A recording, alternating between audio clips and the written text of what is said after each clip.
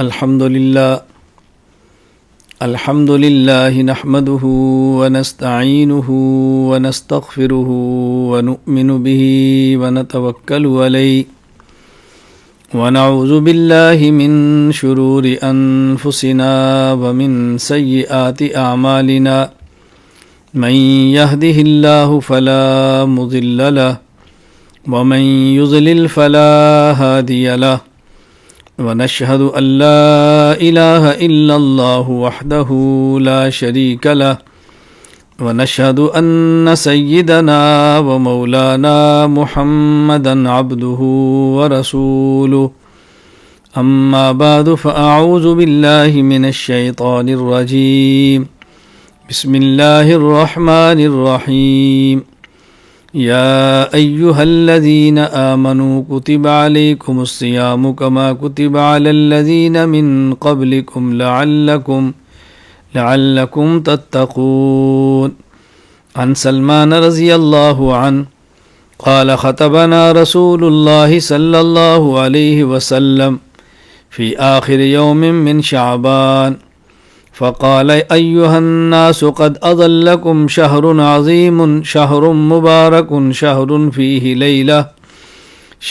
فيه ليلة خير من 1000 شهر جعل الله صيامه فريضة وقيام ليله تطوعا من تقرب فيه بخصلة من الخير كان كمن أدى فريضة فيما سواه ومن أدى فيه فريضة كان كمن أدى 70 فريضة فيما سواه وهو شهر الصبر والصبر ثوابه الجنة وشهر المواساة وشهر يزداد رزق المؤمن من فطر صائما كان مغفرة لذنوبه وعتق رقبته من النار وكان له مثل أجره من غير أن ينتقص من أجره شيء. قالوا ليس كلنا يجد ما يفطر الصائم فقال يعطي الله هذا الثواب من فطر صائما على تمرة أو شربة ماء أو مسقة لبن وهو شهر أوله رحمة وأوسطه مغفرة وآخره عتق من النار من خفف عن مملوكه غفر الله له وأعتقه من النار. واستكفروا فيه من 4 خصال خصلتين ترضون بهما ربكم وخصلتين لا غنى بكم عنهما فأما الخصلتان اللتان ترضون بهما ربكم فشهادة أن لا إله إلا الله وتستغفرونه وأما اللتان لا غنى بكم عنهما فتسألون الله الجنة وتعوذون به من النار. ومن أشبع فيه صائما سقاه الله من حوض شربة لا يظمأ حتى يدخل الجنة أو كما قال النبي صلى الله عليه وسلم يا رب صل وسلم دائما أبدا على حبيبك خير الخلق كلهم هو الحبيب الذي ترجى شفاعته لكل هول من الأهوال مقتحم. اللهم صل على محمد وعلى آل محمد كما صليت على إبراهيم وعلى آل إبراهيم إنك حميد مجيد. اللهم بارك على محمد وعلى آل محمد كما باركت على إبراهيم وعلى آل إبراهيم إنك حميد مجيد. اللہ تعالیٰ کا بہت بڑا احسان یہ ہے کہ اللہ تعالیٰ نے ہمیں انسان بنایا، مسلمان بنایا، حضور اکرم صلی اللہ علیہ وسلم کا امتی بنایا. اب ہمارے ذمے ہے کہ رسول اکرم صلی اللہ علیہ وسلم کا امتی ہونے کی حیثیت سے رسول اکرم صلی اللہ علیہ وسلم کی ہدایات پر عمل کریں. رمضان المبارک چند دن بعد شروع ہونے والا ہے. میں نے مناسب سمجھا کہ رمضان المبارک شروع ہونے سے چند دن قبل استقبال رمضان کے عنوان پر آپ حضرات اور خواتین کی خدمت میں کچھ گفتگو کر دی جائے۔ جو علماء ہیں ان کا فائدہ ہوگا، وہ اس بیان کو سنیں، PDF فائل منگوا لیں۔ اس کی روشنی میں رمضان المبارک کے ابتدائی دنوں میں یا رمضان شروع ہونے سے قبل اپنی اپنی مساجد میں اپنے متعلقین کو، اپنے حلقہ احباب کو رمضان سے متعلق ہدایات عنایت فرمائیں۔ اور جو حضرات علماء نہیں ہیں وہ اس بیان کو سنیں، PDF فائل کو پڑھیں، اپنی زندگی میں لانے کی کوشش کریں، اور جس حد تک آپ کے اختیار میں ہو آپ اس گفتگو کو آگے منتقل کریں۔ رمضان المبارک بطور خاص عبادت کا مہینہ ہے، عبادت کا سیزن ہے، نیکیوں کے بہاروں کا دور ہے۔ اس موقع پر اپنی عبادات بھی کرنی ہے، اپنی عبادات کو محفوظ بھی کرنا ہے، اور اس موقع پر اپنی عبادات کو دلائل کے ساتھ ذہن نشین فرمانا ہے۔ رمضان جیسی اہم عبادات کو لڑائی، جھگڑا، فسادات کی نظر نہیں کرنا، بلکہ اطمینان کے ساتھ اپنی عبادت میں لگ جائیں۔ جن حضرات کا مجھ سے تعلق ہے وہ مجھے جانتے ہیں بہت اچھی طرح۔ میں ہر موقع کی مناسب گفتگو کرتا ہوں، ہر موقع کے مناسب بات کرتا ہوں، اسی کی مناسبت سے اپنی گزارشات دلائل کی روشنی میں پیش کرتا ہوں۔ اور میں علماء کرام سے بھی عرض کروں گا، اخلاص، اعتدال اور دلائل کے ساتھ اپنی بات کو عوام کے سامنے اور حضرات کے سامنے، خواتین کے سامنے پیش کریں۔ اللہ تعالی ہمیں رمضان المبارک کو مکمل اہمیت کے ساتھ اور خشوع اور خضوع کے ساتھ اور کامل توجہ کے ساتھ عبادت کے اندر گزارنے کی توفیق عطا فرمائے۔ رمضان مبارک کے متعلق گفتگو کرنے سے پہلے یہ بات ذہن نشین فرمائے کہ میں نے سب سے پہلے ایک طویل خطبہ آپ کی خدمت میں پیش کیا ہے۔ یہ خطبہ صحیح ابن خزیمہ میں موجود ہے، باب فضائل شہر رمضان، حدیث نمبر 1887۔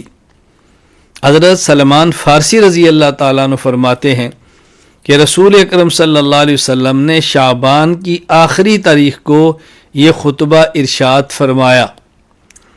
میں نے کئی سالوں سے معمول بنا کے رکھا کہ رمضان مبارک شروع ہونے سے ایک دن قبل آف لائن جب بیان کرتا تو یہ خطبہ پیش کرتا، اس خطبے کا مفہوم بیان کرتا۔ اور ابھی دنیا میں بہت سے لوگ ہیں جن کی خواہش ہوتی ہے بیان سنیں، اس لیے ہم نے آن لائن کا اہتمام کیا اور وہ خطبہ چند دن قبل تلاوت کر دی، ترجمہ کر دیں گے، تشریح کر دیں گے۔ اور میری خواہش ہوگی کہ علماء کرام اپنی اپنی مساجد، اپنے حلقہ احباب میں 29 شعبان کو یہ خطبہ پڑھیں، اس کی روشنی میں گفتگو کریں۔ اس کے بعد انشاءاللہ رمضان میں جو اہم عبادات ہیں اس کو پیش کریں گے، اس پر دلائل آپ کی خدمت میں پیش کریں گے، عید کے متعلق کچھ بات کریں گے، رمضان کے ضروری مسائل کے متعلق بات کریں گے، اور رمضان کے بعد پھر شوال کے 6 روزوں کا تذکرہ کریں گے تاکہ گفتگو ذرا مکمل ہو جائے۔ ممکن ہے گفتگو آج کی تھوڑی سی لمبی ہو، لیکن گفتگو پوری کرنی ہے، اور پھر اس کے بعد انشاءاللہ ذکر بھی ہوگا، چونکہ ہر ماہ کی پہلی اتوار خانقائی آن لائن ہماری مجلس ہوتی ہے، اور اس دفعہ اپریل کی پہلی اتوار میں اپنی بعض مصروفیات کی وجہ سے یہ خانقائی مجلس نہیں کر پاؤں گا، اس لیے اپنے متعلقین کی خدمت میں اطلاع کر دی گئی ہے کہ آج کے استقبال رمضان پروگرام کو خانقاہی ماہانہ آن لائن مجلس کی جگہ پہ سمجھیں، تو انشاءاللہ العزیز گفتگو ہوگی، آخر میں ذکر بھی ہوگا، پھر دعا ہوگی۔ اللہ تعالی ہم سب کو اپنی رضا کی خاطر شریعت پر عمل کرنے کی توفیق عطا فرمائے۔ حضرت رسول اکرم صلی اللہ علیہ وسلم نے جو خطبہ ارشاد فرمایا تو آپ نے فرمایا ایھا الناس، اے لوگو، قد اضلکم شہر عظیم شہر مبارک شہر فیہ لیلہ، کس قدر آپ نے محبت کے ساتھ ترغیب کے انداز میں گفتگو فرمائی ہے۔ اے لوگو، قد اضلکم شہر عظیم، یہ نہیں فرمایا قد اتاکم، آنے والا ہے، فرمایا آ کر چھا جانے والا ہے۔ بعض آتے ہیں لیکن چھا نہیں جاتے، بعض آتے ہیں اور چھا جاتے ہیں۔ فرمایا رمضان کا مہینہ چھا جانے والا ہے، تمہارے اوپر سایہ کر دے گا۔ اس رمضان کے مہینے کی سائے کے اندر آؤ اور فائدہ اٹھاؤ، یہ برکت والا مہینہ ہے۔ اللہ اکبر، شہر مبارک، برکت والا مہینہ۔ پہلے فرمایا عظمت والا مہینہ، پھر فرمایا برکت والا مہینہ۔ ایک لفظ برکت، ایک لفظ کثرت، چیز مقدار میں تھوڑی ہو فائدہ زیادہ ہو، یہ کہتے ہیں برکت والی ہے۔ مقدار میں زیادہ ہو اور فائدہ بھی زیادہ ہو، یہ کثرت والی ہے۔ تو یہ رمضان برکت والا ہے۔ میں مثال دے کر بات سمجھایا کرتا ہوں، ایک روٹی 4 بندوں کو کافی ہو جائے، یہ برکت والی ہے، اور 4 روٹیاں ایک بندے کو بھی کافی نہ ہو، یہ برکت والی نہیں، کثرت والی روزی ہے۔ اللہ اکبر۔ آگے آپ نے پھر تفصیل بیان فرمائی کہ برکت والا مہینہ کیسے ہے۔ شہر فیہ لیلۃ خیر من الف شہر، اس میں ایک رات ایسی ہے کہ جس میں عبادت کریں تو اجر 1000 مہینے سے زیادہ ہے۔ دیکھیں کتنی برکت ہے۔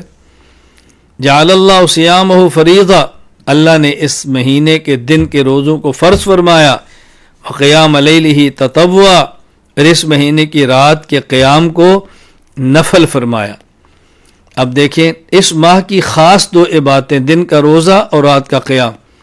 معلوم ہوا کہ رمضان کا قیام اس مہینے کی خاص عبادت یہ الگ ہے، سال بھر کا معمول کا رات کا قیام نہیں جسے تہجد کہتے ہیں۔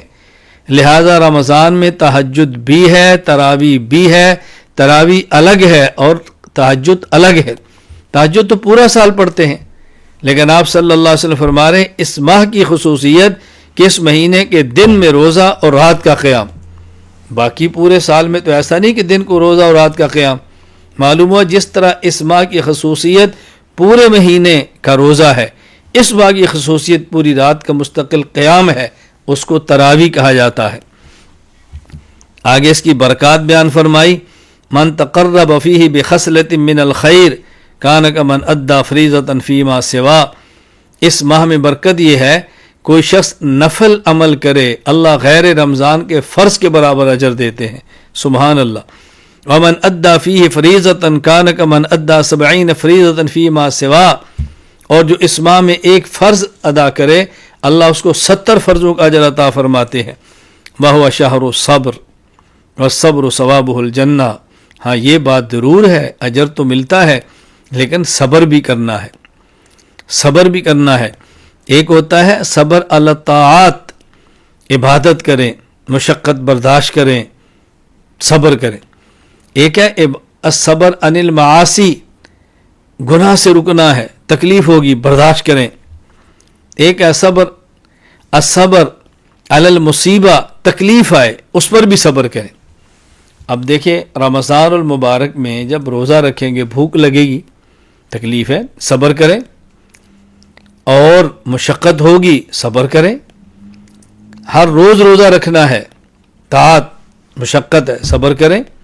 پھر رات کا قیام بھی ہے، صبر کریں۔ فرمایا صبر ہی صبر ہے، اور نتیجہ والصبر ثوابہ الجنہ، صبر کا بدلہ تو پھر جنت ہے۔ والشہر المواسات، غمخواری کا مہینہ ہے۔ خود سحری کرو دوسرے کو بھی کراؤ، خود افطاری کرو دوسرے کو بھی کراؤ، غمخواری کرو۔ آگے مزید اس کی تفصیل آ رہی ہے۔ وشہر یزاد رزق المؤمن، اس مہینے میں مومن کا رزق اللہ بڑھا دیتے ہیں۔ اس کا تو مشاہدہ ہے، آپ خود دیکھتے ہیں، میں بھی دیکھتا ہوں۔ تو جب رزق بڑھتا ہے تو پھر جانا بھی زیادہ چاہیے۔ غیر رمضان میں اگر رزق کم ہے تو خرچ بھی کم ہے، رمضان میں رزق بڑھ گیا تو خرچ بھی ہونا چاہیے، صدقات ہو، ہاتھ کھلا کر دو۔ من فطر صائما کان مغفرۃ لذنوبہ، جو شخص روزے دار کو افطاری کراتا ہے اللہ اس کے گناہوں کو معاف فرماتے ہیں۔ وعتق رقبۃ من النار، اس کو جہنم سے آزاد کرتے ہیں۔ وکان له مثل اجرہ من غیر ان ينتقص من اجرہ شیء، جو روزہ رکھتا ہے اس کو بھی اجر ملتا ہے، جو روزہ رکھواتا ہے اس کو بھی اجر ملتا ہے، اور رکھنے والے کے روزے میں سے اجر بھی کمی بھی نہیں ہوتی۔ سبحان اللہ۔ جب یہ آپ صلی اللہ علیہ وسلم نے افطاری کی ترغیب دی تو صحابہ کرام نے ایک عرض کی، یا رسول اللہ لیس کلنا یجد ما یفطر الصائم، ہم میں سے ہر بندے کے بعد اتنی وسعت نہیں ہے کہ روزے دار کو روزہ افطار کرائے، کھانا مکمل کھلائے، اس کو شربت پلائے، اس کے لیے بہترین کھانے کا انتظام کرے۔ آپ صلی اللہ علیہ وسلم فرمایا ایعطی اللہ ھذا الثواب من فطر صائما علی تمرۃ او شربۃ ماء او مسقۃ لبن، فرمایا اس کے لیے پیٹ بھر کر کھلانا ضروری نہیں ہے، ایک گھونٹ پانی پلا دو تب بھی اجر اتنا ہے، ایک کھجور کا ٹکڑا دے دو تب بھی اجر اتنا ہے، ایک لسی کا گھونٹ دے دو تب بھی اجر اتنا ہے۔ اللہ اکبر۔ وَاسْتَكْثِرُوا فِيهِ مِنْ أَرْبَعِ خِصَالٍ، فرمایا چار چیزوں کا خیال رکھو، دو چیزیں ایسی ہیں کہ جس سے تمہارا اللہ راضی ہوگا۔ وہ کون سی دو چیزیں؟ شہادت واللہ الہ الا اللہ، ایک تو لا الہ الا اللہ ہے، سبحان اللہ۔ نمبر دو استغفار، اللہ سے راضی ہوتے ہیں، خوش ہوتے ہیں۔ لا الہ الا اللہ میں توحید ہے اور استغفار میں گناہوں سے معافی ہے۔ یوں سمجھیں کہ لا الہ الا اللہ میں آدمی اللہ کی ذات کو مان کر باقی ہر معبود باطل کا انکار کرتا ہے، اور استغفار میں اللہ تعالیٰ کی عبادت کو مان کر اللہ تعالیٰ کی فرما برداری کا قائل ہو کے اللہ تعالیٰ کی نافرمانی سے برات کا اعلان کرتا ہے۔ تو لا الہ الا اللہ میں توحید آ گئی اور استغفار میں بقیہ عملی عبادات آ گئی، اور وہ چیزیں جس کے بغیر تمہارا گزارا ہی نہیں۔ نمبر ایک جنت میں جانا، جہنم سے بچنا، لہذا اللہ سے جنت خوب مانگو، اللہ سے جہنم کی پناہ بھی مانگو۔ ومن اشبع فیہ صائما سقاہ اللہ من حوضی شربۃ لا یظمأ حتی یدخل الجنہ۔ اللہ اکبر۔ پہلے آپ صلی اللہ علیہ وسلم نے ترغیب دی افطاری کی، صحابہ نے پوچھا ہر کسی کے پاس زیادہ مال نہیں ہوتا، آپ نے فرمایا گھونٹ پانی پلا دو، ایک کھجور کا ٹکڑا کھلا دو، ایک کھجور کھلا دو، ایک لسی کا گھونٹ پلا دو۔ اب آپ نے عجیب بات فرمائی، فرمایا من اشبع فیہ صائما، جو روزے دار کو اتنا پلائے کہ روزے دار سیراب ہو جائے، روزے دار کو سیراب کرے، پیٹ بھر جائے، خوب پانی پلائے، اس کو اللہ کیا دیں گے؟ سقاہ اللہ من حوضی شربہ، اس شخص کو اللہ تعالیٰ میرے حوض کوثر سے قیامت کے دن ایسا پانی پلائیں گے، لا یظمأ حتی یدخل الجنہ، پھر اس آدمی کو جنت میں جانے تک پیاس نہیں لگے گی۔ اللہ اکبر۔ تو رسول اکرم صلی اللہ علیہ وسلم نے یہ بڑی ترتیب کے ساتھ، آپ نے تفصیل کے ساتھ یہ بات سمجھائی ہے، تفصیلی خطبہ دیا۔ اب چند ایک اہم مسائل میں آپ خدمت میں عرض کروں گا۔ رمضان مبارک کی گفتگو کو ہم دو حصوں میں تقسیم کرتے ہیں۔ پہلے رمضان مبارک کے معمولات اجمالاً سن لیں، خلاصہ سن لیں، پھر ہم انہی معمولات کو تفصیل سے بیان کر دیں گے دلائل کے ساتھ۔ پہلے خلاصہ ذہن نشین فرما لیں۔ نمبر ایک، رمضان المبارک میں بطور خاص 5 وقت نماز باجماعت کا اہتمام کریں۔ مرد حضرات مسجد میں جائیں، خواتین گھروں میں نماز پڑھیں اور اکیلے پڑھیں۔ نمبر 2، روزہ رکھنے کا اہتمام کریں، روزہ کے آداب کا خیال کریں، گناہوں سے بچتے ہوئے روزہ رکھیں۔ نمبر 3، نماز تراویح مرد حضرات باجماعت پڑھنے کا اہتمام کریں، خواتین گھر میں پڑھیں، اکیلے پڑھیں۔ ہاں اگر گھر میں قرآن کریم کا اہتمام ہوتا ہو، تراویح پڑھائی جاتی ہو، خواتین بھی اس تراویح میں شرکت کرنا چاہیں تو کر سکتی ہیں، لیکن مساجد میں جانے کا خواتین اہتمام نہ کریں۔ نمبر 4، اس بات کا خیال رکھیں کہ تراویح پڑھانے والا امام نابالغ نہ ہو، بالغ ہو۔ نمبر 5، ایسے شخص کے پیچھے تراویح پڑھیں جو قرآن کریم کو زبانی پڑھتا ہو، قرآن میں دیکھ کر نہ پڑھتا ہو، جو دیکھ کر قرآن کریم کو تراویح پڑھاتا ہو، ایسے شخص کے پیچھے تراویح نہ پڑھیں۔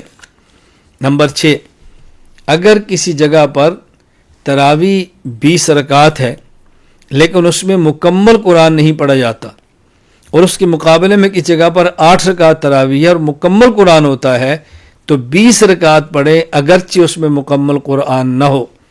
اس بات کا بہت زیادہ خیال رکھیں۔ نمبر 7، اگر تراویح پڑھانے والا امام نابالغ ہو یا تراویح پڑھانے والا امام قرآن سے دیکھ کر تراویح پڑھائے تو ایسے شخص کے پیچھے تراویح پڑھنے کی بجائے اپنے گھر میں پڑھیں، اپنی اہلیہ اپنے بچوں کو پیچھے کھڑا کر کے جماعت کرائیں، یہ بھی ممکن نہ ہو تو اکیلے پڑھیں۔ نمبر 8، قرآن کریم کی تلاوت یومیہ 2 پارہ کریں، وگرنہ کم از کم 1 پارہ تو ضرور ہی کریں۔ تراویح کا اہتمام اور پھر دن کو تلاوت کا اہتمام بہت زیادہ کریں۔ نمبر 9، نوافل کا اہتمام کریں، مثلا تہجد، اشراق، چاشت، اوابین، صلاۃ التسبیح، تحیۃ الوضو، تحیۃ المسجد، صلاۃ التوبہ، نوافل کا اہتمام کریں۔ نمبر 10، تلاوت کے علاوہ ذکر کا اہتمام کریں، درود شریف کا اہتمام کریں اور مسنون دعاؤں کا بہت زیادہ اہتمام کریں۔ نمبر 11، سحری کھانے کا اہتمام کریں، بھوک نہ ہو 1 آدھ کھجور کھا لیں، بھوک نہ ہو 1 گھونٹ پانی پی لیں، لیکن اہتمام کریں۔ نمبر 12، غربا اور مساکین کے سحر و افطار کا اپنی وسعت کے مطابق اہتمام کریں، اس کا بہت زیادہ خیال فرمائیں۔ نمبر 13، اس ماہ میں سخاوت کا بہت اہتمام کریں، عزیز و اقارب غریب ان کی مدد کریں، قرب و جوار میں دوست ان کی مدد کریں، مدارس کا تعاون کریں، علماء کرام کی خدمت کریں، علماء کرام کو ہدیے دیں، اپنی مسجد کے امام کو ہدیہ دینے کا بہت اہتمام کریں۔ نمبر 14، زکوٰۃ، صدقۃ الفطر اور دیگر صدقات کا بھی اہتمام کریں۔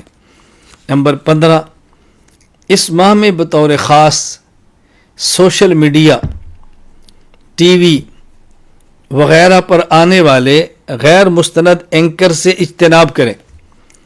میں ایک بات بڑی تاکید کے ساتھ کہتا ہوں کہ آپ کا کسی شیخ سے بیعت کا تعلق ہے اور ان کے دلائل کے ساتھ مسائل موجود ہیں تو انہیں سنیں، اور بطور خاص وہ لوگ جو ہم سے جڑے ہوئے ہیں ہم ضرورت کے مطابق یومیہ کی بنیاد پر ان کو بیانات بھی دیتے ہیں، تحریر بھی دیتے ہیں۔ اس کا خیال کریں، اس کا خیال کریں، ہر ایرے غیرے کو مت سنیں۔ نمبر 17، نمبر 16، اہل حق علماء کے بیانات کو سنیں، جو اہل حق نہیں ان کے بیانات سے خود بھی بچیں، دوسروں کو بچائیں۔ نمبر 17، آخری عشرہ میں اعتکاف بیٹھنے کا کوشش کریں، مرد حضرات مسجد میں اور خواتین اگر اعتکاف بیٹھنا چاہیں تو گھر میں، مساجد میں خواتین اعتکاف نہ بیٹھیں۔ نمبر 18، اپنے ماتحت ملازمین کی رعایت کریں، جو روزہ رکھتے ہیں، خیال کریں۔ نمبر 19، تاجر برادری ان دنوں میں اشیاء کو کم نرخ پر بیچیں، منافع کم کمائیں، رمضان اور عید کی وجہ سے نرخ بڑھائیں مت۔ نمبر 20، کوشش کی جائے کہ عید کے لیے اگر شاپنگ کرنی ہو، کپڑے لینے ہوں، جوتی لینی ہو تو رمضان مبارک میں خریداری کی بجائے رمضان کے شروع ہونے سے پہلے یہ کام مکمل کر لیں، تاکہ رمضان کے روزے میں خلل نہ ہو، تکلیف نہ ہو، مشقت نہ ہو۔ اس بات کا خیال فرمائیں۔ رمضان مبارک کے معمولات تفصیل کے ساتھ ذرا بیان کرتے ہیں اور اس پر دلائل بھی پیش کرتے ہیں تاکہ آپ کی خدمت میں ساری چیزیں دلائل کے ساتھ آ جائیں۔ رمضان مبارک میں آپ صلی اللہ علیہ وسلم عبادت کا بہت اہتمام فرماتے۔ شعب الایمان للبیہقی فضائل شہر رمضان میں ہے، حضرت ام المومنین امی عائشہ رضی اللہ تعالیٰ عنہ فرماتی ہیں کہ جب رمضان شروع ہوتا رسول اکرم صلی اللہ علیہ وسلم شد مئزرہ ثم لم یأت فراشہ حتی ینسلخ، نبی پاک صلی اللہ علیہ وسلم اپنی کمر کس لیتے، کمر ہمت باندھ لیتے اور چوکو چبند ہو کر عبادات میں لگ جاتے۔ آپ رمضان کے اختتام تک بستر پر سونے کے لیے تشریف نہیں لاتے، یہ آپ کا عام معمول تھا۔ صحیح مسلم باب الاجتہاد فی العشر الاواخر، اور آخری 10 راتیں بطور خاص ام المومن امی عائشہ رضی اللہ عنہ فرماتی ہیں کان رسول اللہ صلی اللہ علیہ وسلم یجتہد فی العشر الاواخر ما لا یجتہد فی غیرہا، جتنا آپ اہتمام آخری 10 راتوں میں فرماتے، آخری 10 دنوں میں فرماتے، اتنا اہتمام پہلے 20 میں بھی نہیں ہوتا، یعنی آخری 10 دنوں میں آپ مزید عبادت کا اہتمام فرماتے۔ رمضان کا روزہ رکھنا ہے، روزہ کے بہت سارے فضائل احادیث کے اندر آئے ہیں۔ مسند احمد حدیث نمبر 7904، حضرت ابو ہریرہ رضی اللہ عنہ فرماتے ہیں کہ رسول اکرم صلی اللہ علیہ وسلم فرمایا اوتیت امتی 5 خصال فی رمضان لم توتها امت قبلہم، میری امت کو رمضان مبارک میں اللہ نے 5 نعمتیں وہ عطا فرمائی ہیں جو پہلی امتوں کو نہیں ملیں۔ نمبر 1، خلوف فم الصائم اطیب عند اللہ من ریح المسک، روزہ دار کے معدہ خالی ہونے کی وجہ سے جو خوشبو اٹھتی ہے فرمائے اللہ کو مشک سے زیادہ پسندیدہ ہے۔ بتستغفر لهم الملائکہ حتی یفطروا، روزہ دار جب تک روزہ افطار نہیں کرتا ملائکہ اس کے لیے مسلسل استغفار اور مغفرت کی دعا مانگتے ہیں۔ نمبر 3، وَيُزَيِّنُ اللَّهُ عَزَّ وَجَلَّ كُلَّ يَوْمٍ جَنَّتَهُ ثُمَّ يَقُولُ يُوشِكُ عِبَادِيَ الصَّالِحُونَ أَن يُلْقُوا عَنْهُمُ الْمُؤُونَةَ وَالْأَذَى وَيَسِيرُوا إِلَيْكَ، اللہ تعالیٰ روزے دار کے لیے ہر روز جنت کو مزین فرماتے ہیں اور جنت کو فرماتے ہیں کہ ان قریب یہ میرے بندے مشقت اور تکلیف سے نکل کر تمہارے پاس آنے والے ہیں۔ نمبر 4، وَيُصَفَّدُ فِيهِ مَرَضَةُ الشَّيَاطِينِ فَلَا يَخْلُصُوا إِلَى مَا كَانُوا يَخْلُصُونَ إِلَيْهِ بِغَيْرِ، ان دنوں میں سرکش شیاطین کو باندھ دیا جاتا ہے، جتنا گمراہ وہ ان دنوں کے علاوہ کرتے تھے اب اتنا گمراہ نہیں کر سکتے، وہاں تک نہیں پہنچ سکتے۔ اللہ اکبر۔ نمبر 5، وَيُغْفَرُ لَهُمْ فِي آخِرِ لَيْلَةٍ، اور آخری رات روزہ دار کے گناہوں کو معاف کر دیا جاتا ہے، مغفرت کا اعلان ہوتا ہے۔ صحابہ نے پوچھا یا رسول اللہ کیا یہ اس سے مراد لیلۃ القدر ہے؟ فرمایا نہیں، وَلَكِنَّ الْعَامِلَ إِنَّمَا يُوَفَّى أَجْرَهُ إِذَا قَضَى عَمَلًا، جب مزدوری کرنے والا اپنی مزدوری مکمل کرتا ہے تو پھر اس کو اس کی اجرت دی جاتی ہے، یعنی اس سے مراد لیلۃ القدر نہیں بلکہ رمضان کی آخری رات ہے۔ اسی طرح مسند احمد حدیث نمبر 9870، حضرت ابو ہریرہ فرماتے رضی اللہ عنہ رسول اکرم صلی اللہ علیہ وسلم فرمایا من افطر یوما فی رمضان من غیر رخصت رخصها اللہ لم یقضی عنہ صیام الدہر، اللہ اکبر، لم یقضی عنہ صیام الدہر، جو شخص بغیر کسی شرعی عذر کے ایک روزہ بھی چھوڑ دے پھر عمر بھر اس کے روزے رکھتا رہے، اس ایک روزے کا بدل نہیں ہو سکتے، اس لیے مشقت برداشت کر لیں لیکن رمضان کا روزہ مت چھوڑیں۔ اللہ اکبر۔ سنن نسائی حدیث نمبر 2232، ابو عبیدہ رضی اللہ عنہ فرماتے ہیں کہ رسول اکرم صلی اللہ علیہ وسلم فرمایا الصوم جنہ ما لم یخرقھا، روزہ ڈال ہے جب تک کہ روزہ دار خود اس کو ڈال کو پھاڑ نہ دے۔ کیا مطلب؟ روزہ انسان کو گناہوں سے بچاتا ہے، لیکن یہ روزہ رکھ کے بھی اگر جرم کرے، غیبت کرے اور رشوت لے، جھوٹ بولے، اس ڈھال کو پھاڑ دے کہ اس میں روزے کا کیا قصور ہے؟ روزہ تو ہے اس لیے کہ آدمی کو ہر وقت احساس دلائے کہ تم روزے میں ہو، گناہوں سے بچو، گناہوں سے بچو۔ اللہ اکبر۔ تو رسول اکرم صلی اللہ علیہ وسلم نے بہت سارے فضائل بیان فرمائے۔ مسند احمد حدیث نمبر 9703، حضرت ابو ہریرہ رضی اللہ عنہ فرماتے ہیں کہ رسول اکرم صلی اللہ علیہ وسلم فرمایا ثلاثۃ لا یرد دعاؤہم، 3 شخص ایسے اللہ ان کی دعا کو مسترد نہیں فرماتے، دعا کو واپس نہیں کرتے۔ نمبر 1، الامام العادل، عدل کرنے والا بادشاہ، والصائم حتی یفطر، روزے دار جب تک روزے کی حالت میں ہے افطاری تک، ودعوت المظلوم، اللہ اکبر، اور مظلوم آدمی کی بد دعا اللہ یہ قبول فرماتے ہیں، اللہ اس کو قبول فرما لیتے ہیں۔ اسی طرح ایک حدیث مبارک شعب الایمان للبیہقی حدیث نمبر 1471، حضرت کعب بن عجرہ رضی اللہ عنہ فرماتے ہیں کہ رسول اکرم صلی اللہ علیہ وسلم فرمایا ممبر کے قریب ہو جو، احضر المنبر، ہم ممبر کے قریب ہو گئے، فحضرنا، پھر آپ نے ارشاد فرمایا کب؟ جب آپ ممبر کی پہلی سیڑھی پر چلے تو آپ نے ارشاد فرمایا آمین، دوسری سیڑھی پر آمین، تیسری پر آمین۔ جب آپ فارغ ہوئے ممبر سے اترے تو صحابہ نے کہا یا رسول اللہ آج ہم نے عجیب بات سنی ہے، پہلے کبھی ایسے نہیں سنا، کیا ممبر کی سیڑھی پر چڑھتے ہیں فرماتے ہیں آمین، پھر دوسری پر فرمایا آمین، پھر تیسری پر آمین، یہ کیا بات تھی؟ آپ نے ارشاد فرمایا جبرائیل امین آئے اور انہوں نے مجھے کہا کیا؟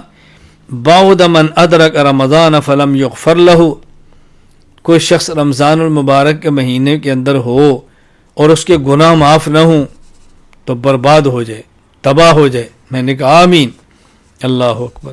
جب میں دوسری سیڑھی پر چلا تو نے کہا بعد من ذکرت عندہ فلم یصلی علیک، اے اللہ کے نبی جس شخص کے پاس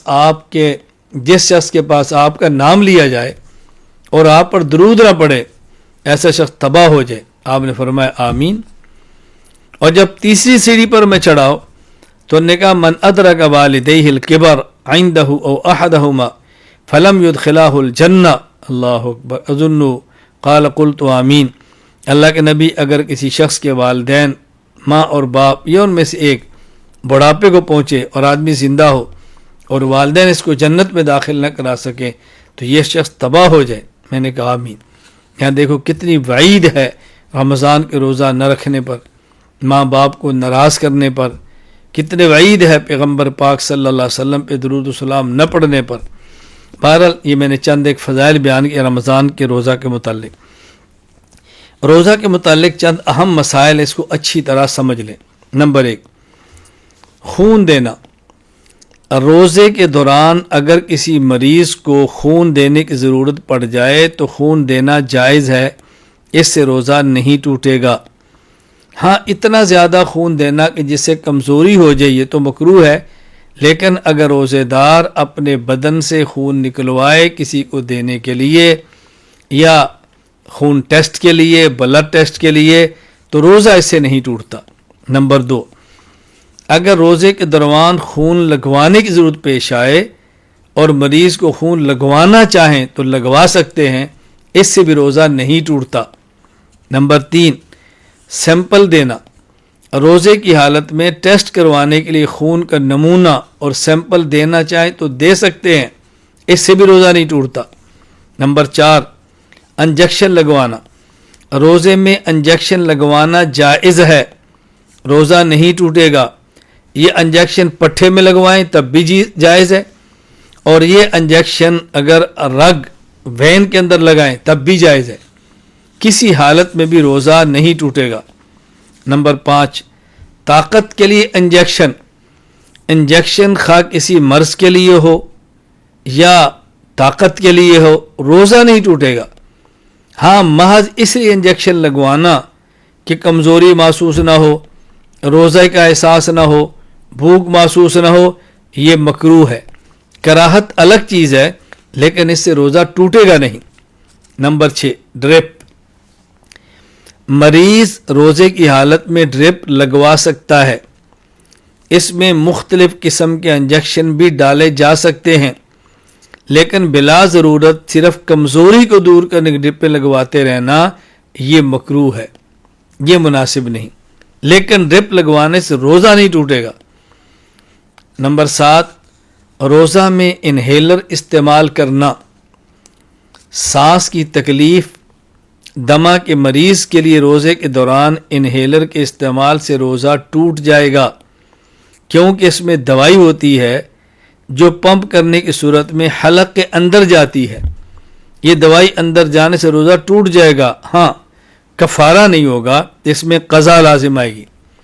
اس لیے ایسے افراد جب تک ممکن ہو انہیلر کے استعمال کے بغیر روزہ رکھیں، اگر نہ رکھ سکیں تو چھوڑ دیں، بعد میں اس روزے کی قضا کر لیں۔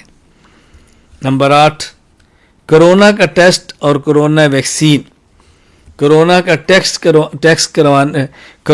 ٹیسٹ کروانے سے روزہ نہیں ٹوٹتا، اسی طرح کورونا ویکسین جو انجیکشن کے ذریعے لگائی جاتی ہے، اگر یہ لگوانی پڑے اس سے بھی روزہ نہیں ٹوٹتا۔ نمبر 19، انیما کروانا، یعنی بسا اوقات کسی ضرورت کی وجہ سے مقعد یعنی بڑے پیشاب کی جگہ وہاں دوائی اندر داخل کی جاتی ہے، اس سے روزہ ٹوٹ جاتا ہے۔ ہاں البتہ کفارہ نہیں ہوگا لیکن روزہ ٹوٹ جائے گا، قضا لازم آئے گی۔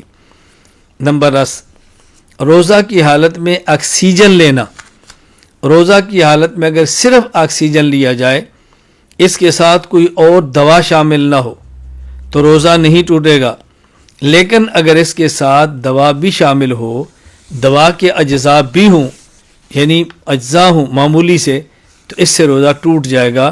یہ مسائل اچھی طرح ذہن نشین فرما لیں۔ روزہ کے متعلق چند شبہات کا ازالہ۔ ایک شبہ، بعض لوگ ایک حدیث کی بنیاد پر غلط فہمی کے اندر مبتلا کرتے ہیں۔ حدیث المستدرک علی الصحیحین میں موجود ہے، حدیث نمبر 1552 کہ رسول اکرم صلی اللہ علیہ وسلم کا ارشاد پیش کیا جاتا ہے، اذا سمع احدکم النداء والاناء علی یدہ فلا یضعہ حتی یقضی حاجتہ منہ۔ اگر کوئی شخص کھانا کھا رہا ہو، یعنی اس کے ہاتھ کے اوپر اس کا ہاتھ کھانے پر ہو، یعنی کھانا کھا رہا ہو اور وہ اذان کی آواز سن لے، کھانے کا برتن اس کے ہاتھ میں ہو، اسے چاہیے کہ برتن نہ رکھے یہاں تک کہ اپنی ضرورت پوری کر لے۔ یعنی اگر کوئی شخص روزے کی سحری کر رہا ہو اور اذان ہو جائے تو اللہ کے نبی فرماتے ہیں کہ اپنی سحری کو جاری رکھے۔ تو اس سے بعض لوگ اس غلط فہمی کے اندر مبتلا ہیں اور دوسروں کو دھوکہ دیتے ہیں کہ اگر سحری کرتے ہوئے اذان ہو جائے تو آپ کھانا مکمل کرنے سے روزہ نہیں ٹوٹے گا، حالانکہ حدیث پاک کے معنی ہرگز نہیں۔ اچھی طرح ذہن نشین فرما لیں، قرآن کریم سورۃ البقرہ آیت نمبر 187، وَكُلُوا وَاشْرَبُوا حَتَّى يَتَبَيَّنَ لَكُمُ الْخَيْطُ الْأَبْيَضُ مِنَ الْخَيْطِ الْأَسْوَدِ مِنَ الْفَجْرِ۔ سحری کھانے کا وقت صبح صادق تک ہے، وقت داخل ہو گیا، سحری کو چھوڑنا ضروری ہے۔ مؤذن اذان دے یا مؤذن اذان نہ دے تو سحری کا تعلق اذان کے ساتھ نہیں بلکہ صبح صادق کے ساتھ ہے۔ فجر کا وقت داخل ہوا، کھانا چھوڑ دیں، خواہ مؤذن نے اذان دی ہو یا اذان نہ دی ہو۔ ابھی فجر کا وقت داخل نہیں ہوا، مؤذن اذان دے بھی دے، سحری کا وقت باقی ہے، کھا سکتے ہیں۔ اگر وقت داخل ہو جائے، صبح صادق ہو جائے، مؤذن اذان نہ دے، تب بھی آپ نہیں کھا سکتے۔ تو سحری کا تعلق اذان کے ساتھ نہیں بلکہ فجر کی نماز کے وقت کے داخل ہونے کے ساتھ ہے، جسے صبح صادق کہتے ہیں۔ یہ جو حدیث پاک ہے اس کا مطلب کیا ہے؟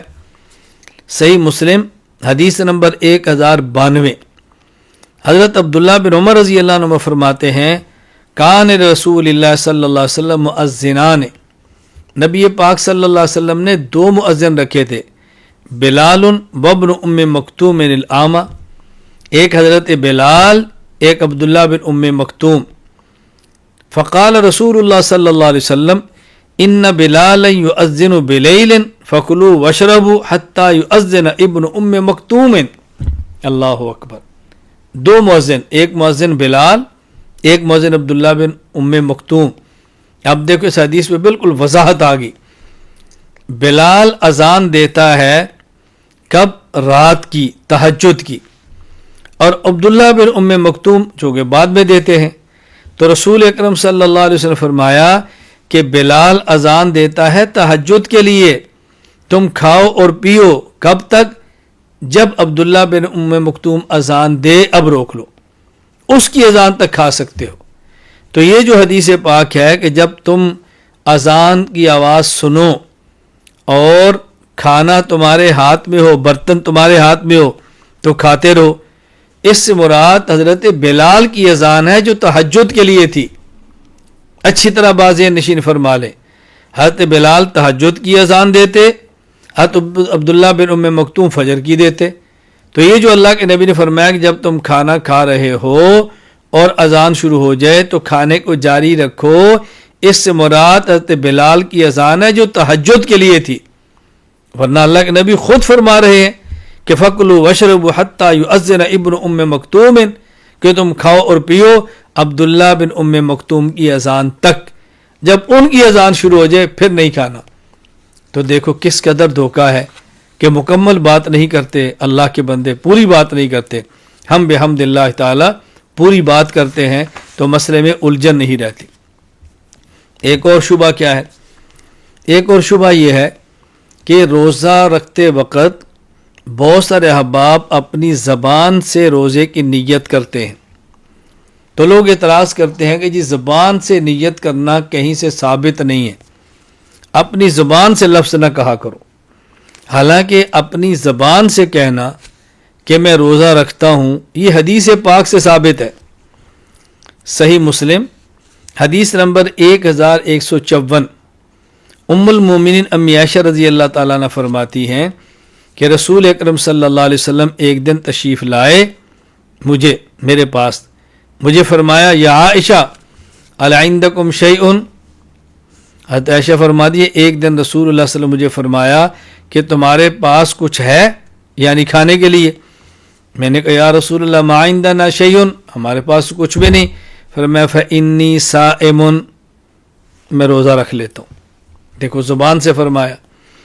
اچھا اسی طرح سنن ابی داؤد حدیث نمبر 2457، امی عائشہ رضی اللہ عنہ فرماتی ہیں کان رسول اللہ صلی اللہ علیہ وسلم اذا دخل علی قال هل عندکم طعام فاذا قلنا لا قال انی صائم. کتنی واضح حدیث ہے کہ جب رسول اللہ صلی اللہ علیہ وسلم میرے پاس تشریف لاتے اور مجھ سے پوچھتے کہ کھانا ہے، میں کہتی نہیں، آپ فرماتے انی صائم، میں روزہ رکھ لیتا ہوں. اللہ زبان سے فرماتے. صحیح بخاری باب اذا نوى بالنہار صوما، دیکھیں ذرا، باب اذا نوى بالنہار صوما، اگر کوئی شخص نیت کرے روزے کی دن کے وقت، نوا کے لفظ موجود ہے.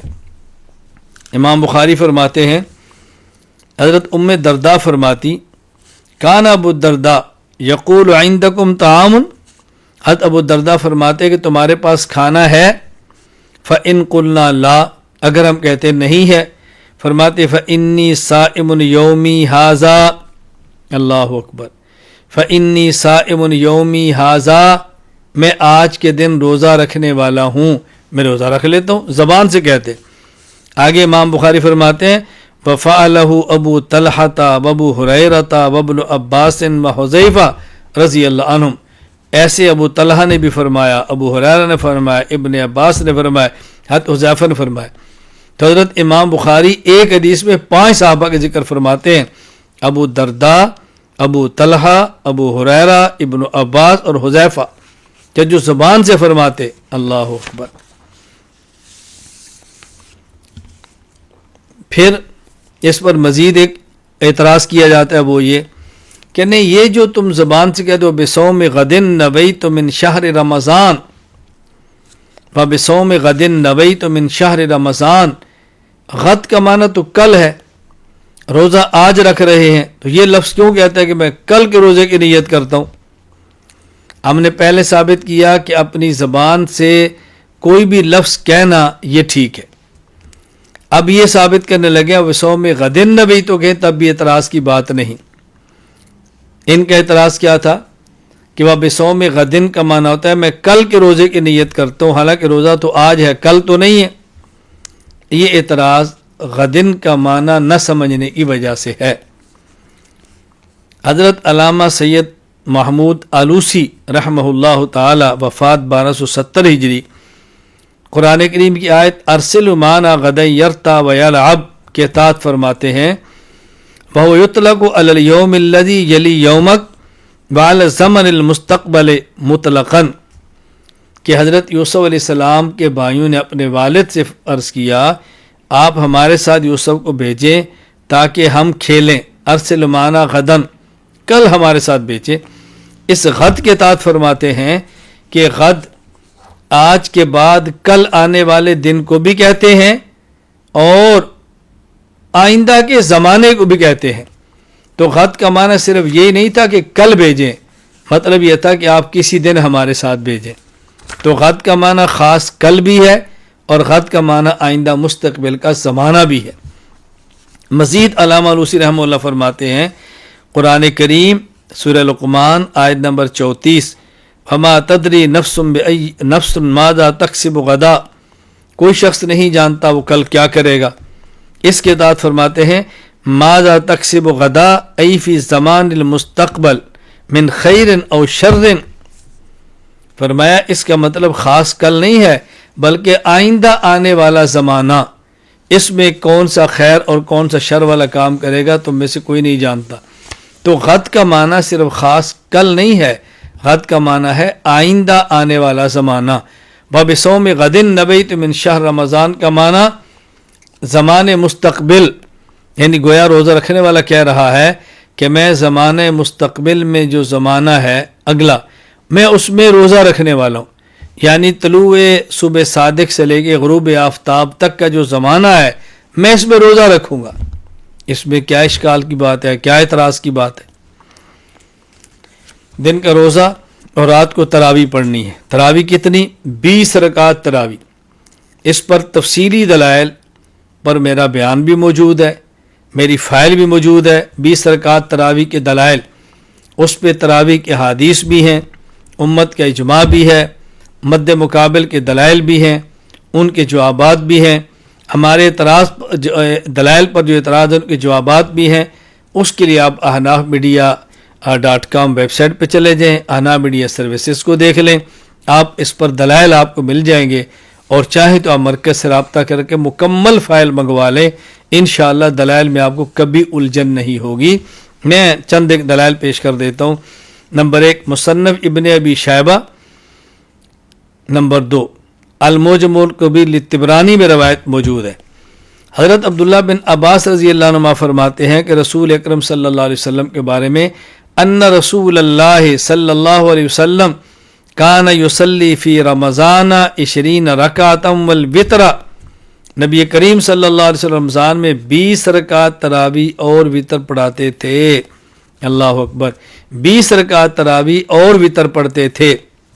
دلیل نمبر 2 تاریخ جرجان لسہمی، حضرت جابر بن عبداللہ رضی اللہ عنہ فرماتے ہیں خرج النبی صلی اللہ علیہ وسلم ذات لیلۃ فی رمضان، نبی کریم صلی اللہ علیہ وسلم رمضان مبارک کی رات کو باہر تشریف لائے، فصلی الناس 24 رکعۃ واوتر بثلاثۃ، رسول اللہ صلی اللہ علیہ وسلم نے 4 رکعت عشاء کے فرض پڑھائے، 20 رکعت تراویح پڑھائی اور 3 رکعت وطر پڑھائے۔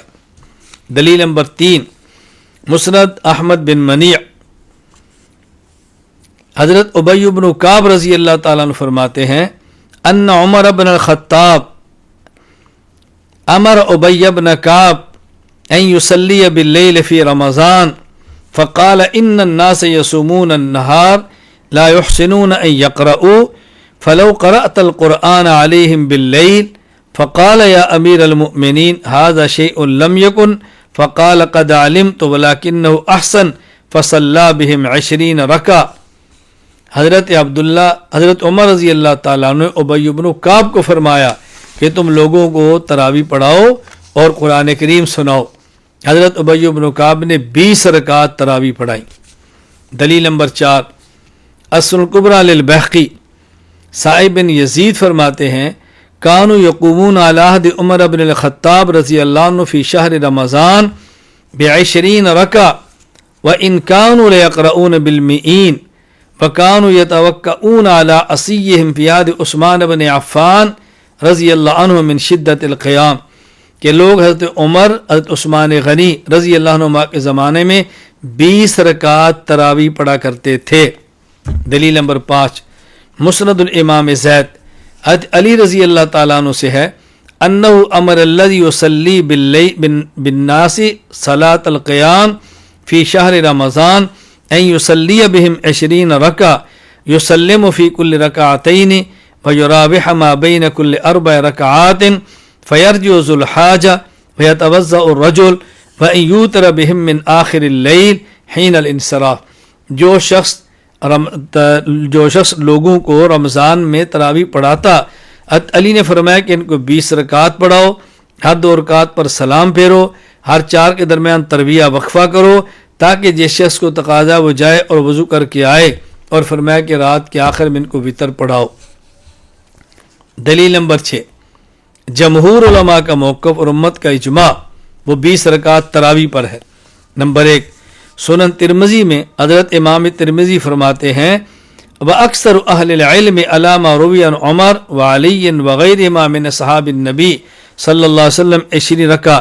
हज़रत उमर, हज़रत अली और दीगर सहाबा किराम रज़ी अल्लाह अन्हुम अजमाइन जो आले इल्म हैं, उनसे मरवी है कि तरावी 20 रकात है। इसी तरह अल्लामा अबू ज़करिया यहया बिन शरफ अन्नोवी दमिश्की रहमहुल्लाह वो फरमाते हैं किताबुल अस्कार में, एलम अन्न सलात तरावीह सुन्नतुन बित्तिफाक़िल उलमा व य 20 रका। उलमा का इत्तिफाक है तरावी सुन्नत है और 20 रकात है। नंबर 3, मुल्ला अली बिन सुल्तान मोहम्मद अल क़ारी रहमहुल्लाह मिरक़ातुल मफ़ाती में फरमाते हैं अजमा सहाबत अला अन्न तरावीह 20 रका। सहाबा किराम का इस बात पर इत्तिफाक और इजमा है कि तरावी 20 रकात है। तरावी के मुताल्लिक़ चंद एक मसाइल अच्छी तरह से नशीन फरमा लें। नंबर 1, नाबालिग की इमामत का मसला। नाबालिग शख्स तरावी पढ़ाए ये जायज़ नहीं, इमाम का बालिग होना ज़रूरी है। नाबालिग इमाम तरावी न पढ़ाए, न नाबालिग इमाम के पीछे तरावी पढ़े। किताबुल मसाहिफ लिब्न अबी दाऊद हज़रत अब्दुल्ला बिन अब्बास रज़ी अल्लाह अन्हुमा से है, वो फरमाते हैं नहाना अमीरुल मुमिनीन उमर रज़ी अल्लाह अन्हु अन्न उम्मन नास फिल मुसहफ़ व नहाना अन युम्मना इल्लल मुहतलिम। हज़रत उमर रज़ी अल्लाह ताला अन्हु ने मना किया नाबालिग के पीछे नमाज पढ़ने से। आपने फरमाया कि इमामत सिर्फ और सिर्फ बालिग कराए। इसी तरह नैल अवतार लिशुकानी में है अब्दुल्ला बिन मसूद रज़ी अल्लाह ताला अन्हु से, फरमाया ला युम्मुल गुलामु हत्ता तजिब अलैहिल हुदूद, कि इमामत उस वक्त बच्चा कराए जब वो बालिग हो जाए, जब उस पर हद लगाई जा सके, यानी बालिग हो। जब तक बालिग ना हो तब तक उसकी इमामत दुरुस्त नहीं। दूसरा मसला, नमाज में कुरान मजीद देख कर क़िरात करने का हुक्म। नमाज में कुरान मजीद देख कर क़िरात करने का हुक्म। हज़रत इमाम आज़म अबू हनीफ़ा रहमतुल्लाह का मौक़िफ़ ये है, नमाज में कुरान करीम देख कर अगर क़िरात की जाए तो इससे नमाज फासिद हो जाती है। दलाइल से मात फरमाएँ। दलील नंबर 1, सहाबा किराम और असलाफ़ उम्मत का अमल क्या है। नंबर 1, हज़रत उमर बिन ख़त्ताब रज़ी अल्लाह ताला अन्हु किताबुल मसाहिब इब्न अबी दाऊद हज़रत अब्दुल्ला बिन अब्बास रज़ी अल्लाह अन्हु फरमाते हैं नहाना अमीरुल मुमिनीन उमर रज़ी अल्लाहु अन्हु अन्न उम्मन नास फिल मुसहफ़। हज़रत उमर रज़ी अल्लाह ताला अन्हु ने हमें मना फरमाया कि हम कुरान करीम में देख कर इमामत कराएं, मना फरमाया। नंबर 2, हज़रत अम्मार बिन यासिर रज़ी अल्लाह ताला अन्हु अन अम्मार बिन यासिर रज़ी अल्लाह अन्हु अन्नहु कान यकरहु अन यउम्म अर्रजुलु अन्नास बिल्लैल फ़ी शहर रमज़ान बिल मुसहफ़ क़ाल हुवा मिन फ़िअल अहलिल किताब। हज़रत अम्मार बिन यासिर इस बात को मकरूह फरमाते, नापसंद करते कि कोई शख्स रमज़ान मुबारक की रात में कुरान करीम देख कर इमामत करवाए। नंबर 3, हज़रत अब्दुल्ला बिन अब्बास रज़ी अल्लाह ताला अन्हुमा किताबुल आसार बिरवायत इमाम अबी यूसुफ रहमतुल्लाह बिरवायत अबू यूसुफ अन इब्न अब्बास रज़ी अल्लाह अन्हुमा अन्नहु क़ाल फिर रजुल यउम्मुल क़ौम व हुव यंज़ुरु फ़िल मुसहफ़ अन्नहु यक़रअु ज़ालिक وقال کفیل اہل الکتاب، عبداللہ بن عباس رضی اللہ عنہما اس شخص کے بارے میں جو لوگوں کو امامت کروائے اور قرآن دیکھ کر پڑھے ناپسند فرماتے۔ عبداللہ بن عباس کا بھی مکروہ ہے۔ نمبر 4، حضرت سوید بن حنظلہ رضی اللہ عنہ، کتاب المصاحف لابن ابی داود، عن سوید بن حنظلہ البکری رضی اللہ عنہ انہ مر علی رجل یؤم قوما فی مصحف وضربہ برجلی۔ حضرت سوید بن حنظلہ رضی اللہ عنہ ایک ایسے شخص سے گزرے جو لوگوں کو قرآن مجید دیکھ کر نماز پڑھا رہا تھا، آپ رضی اللہ عنہ نے اس کو اپنا پاؤں مارا، اس کو اپنے پاؤں سے مارا کہ تم ایسا کیوں کرتے ہو۔ آگے بنح المصحف، اور آپ نے اس سے قرآن کریم کا مصحف لے لیا، اس کے ہاتھ سے چھین لیا۔ نمبر 5، امام ابو عبد الرحمن عبداللہ بن حبیب السلمی التابعی رحمہ اللہ، وفات 70 ہجری، کتاب المصاحف لابن ابی داود،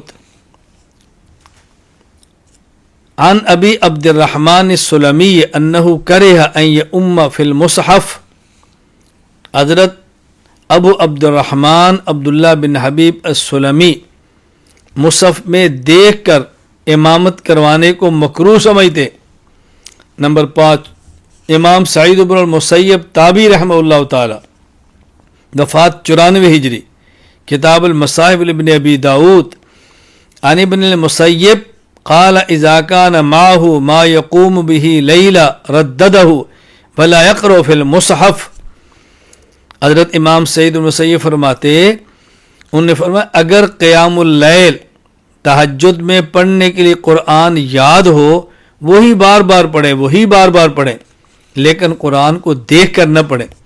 یعنی اگر شخص کو اتنا قرآن آتا ہے کہ جس سے وہ پڑھ سکتا ہے اسی کو بار بار پڑھے، لیکن دیکھ کر قرآن کریم نہ پڑھے۔ اللہ اکبر۔ حضرت ابراہیم بن یزید النخعی رحمہ اللہ، وفات 96 ہجری، کتاب المصاحف لابن ابی داود، عن ابراہیم انہ کرہ ان یؤم فی المصحف۔ ابراہیم نخعی رحمہ اللہ تعالی مصحف کو دیکھ کر امامت کرنے کو مکروہ سمجھتے۔ امام مجاہد بن جابر المکی التابعی رحمہ اللہ، وفات 103 ہجری، مصنف ابن ابی شیبہ، عن مجاہد انہ کان یکرہ ان یؤم الرجل فی المصحف۔ حضرت امام مجاہد مصحف میں دیکھ کر، قرآن کریم میں دیکھ کر امامت کرنے کو مکروہ سمجھا کرتے تھے۔ یہ دلیل نمبر 1 تھی کہ میں نے صحابہ کرام اور تابعین اسلاف امت کا عمل، ان کے فتاوے پیش کی، ان حضرات کی رائے کیا تھی۔ نمبر 2، تشبہ باہل الکتاب۔ دیکھیں اللہ تعالیٰ نے قرآن کریم میں کس قدر منع کیا یہود سے دوستیوں کو، اور حدیث پاک میں رسول اللہ صلی اللہ علیہ وسلم نے اہل کتاب کی مخالفت کا حکم دیا ہے۔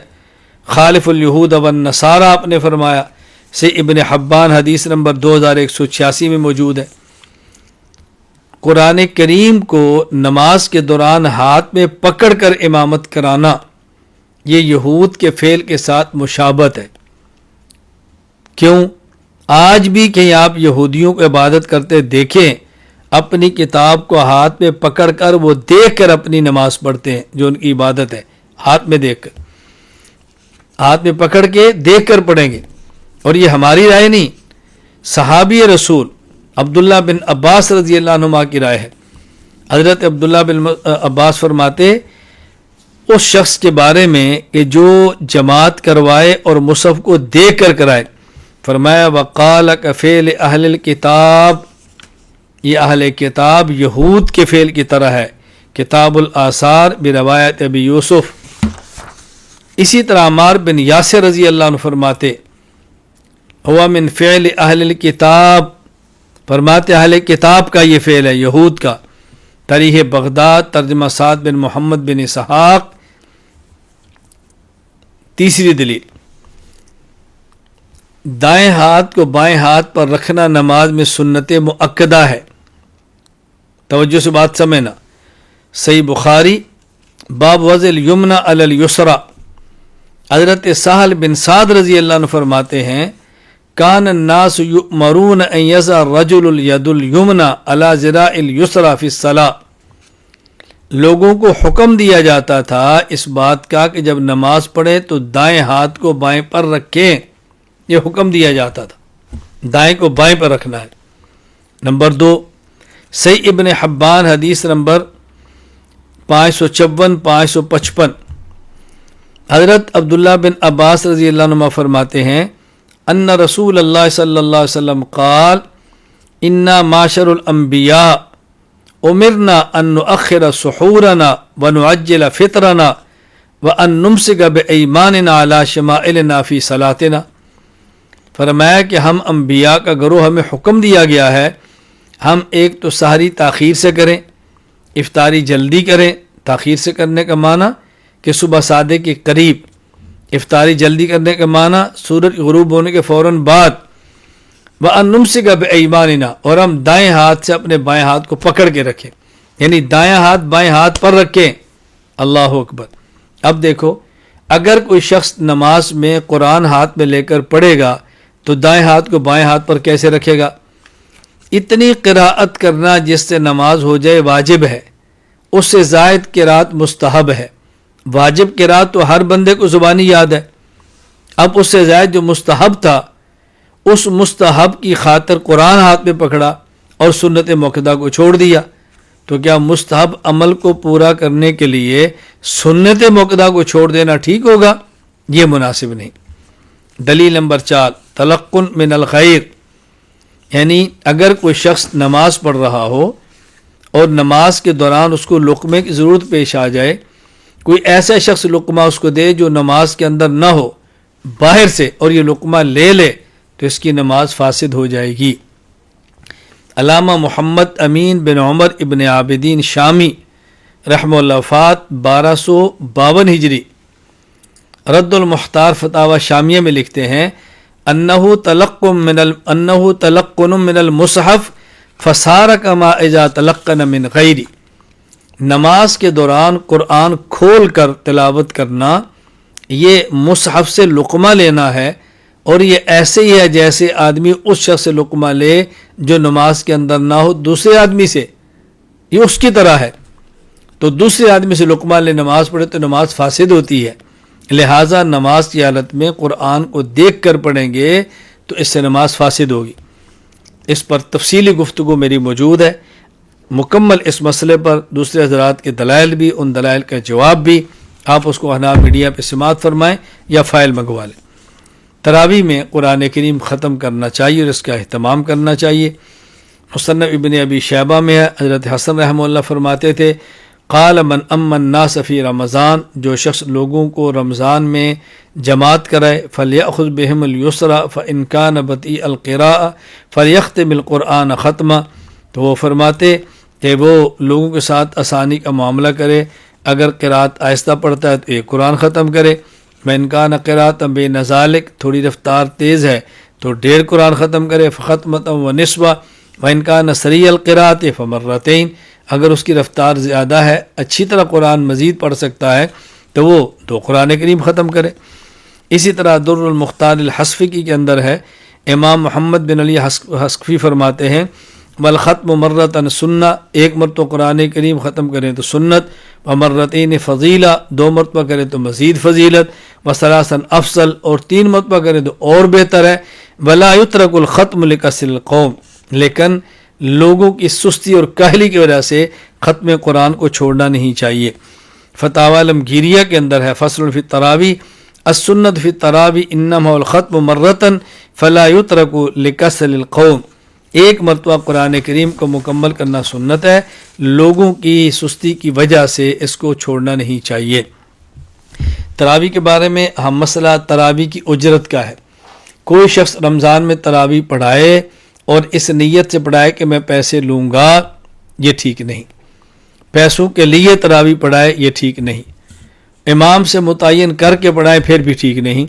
قرآن سنانے والا، تراویح پڑھانے والا، وہ للہ فی اللہ تراویح پڑھائے، اور پھر تراویح پڑھنے والے ایسے امام کو ہدیہ دیں تو اس کی گنجائش ہے، اور ہدیہ دینا بھی چاہیے، امام کی خدمت کرنی بھی چاہیے، قاری صاحب کو اپنی وسعت کے مطابق بھرپور ہدیہ دینا چاہیے اور خدمت کرنی چاہیے۔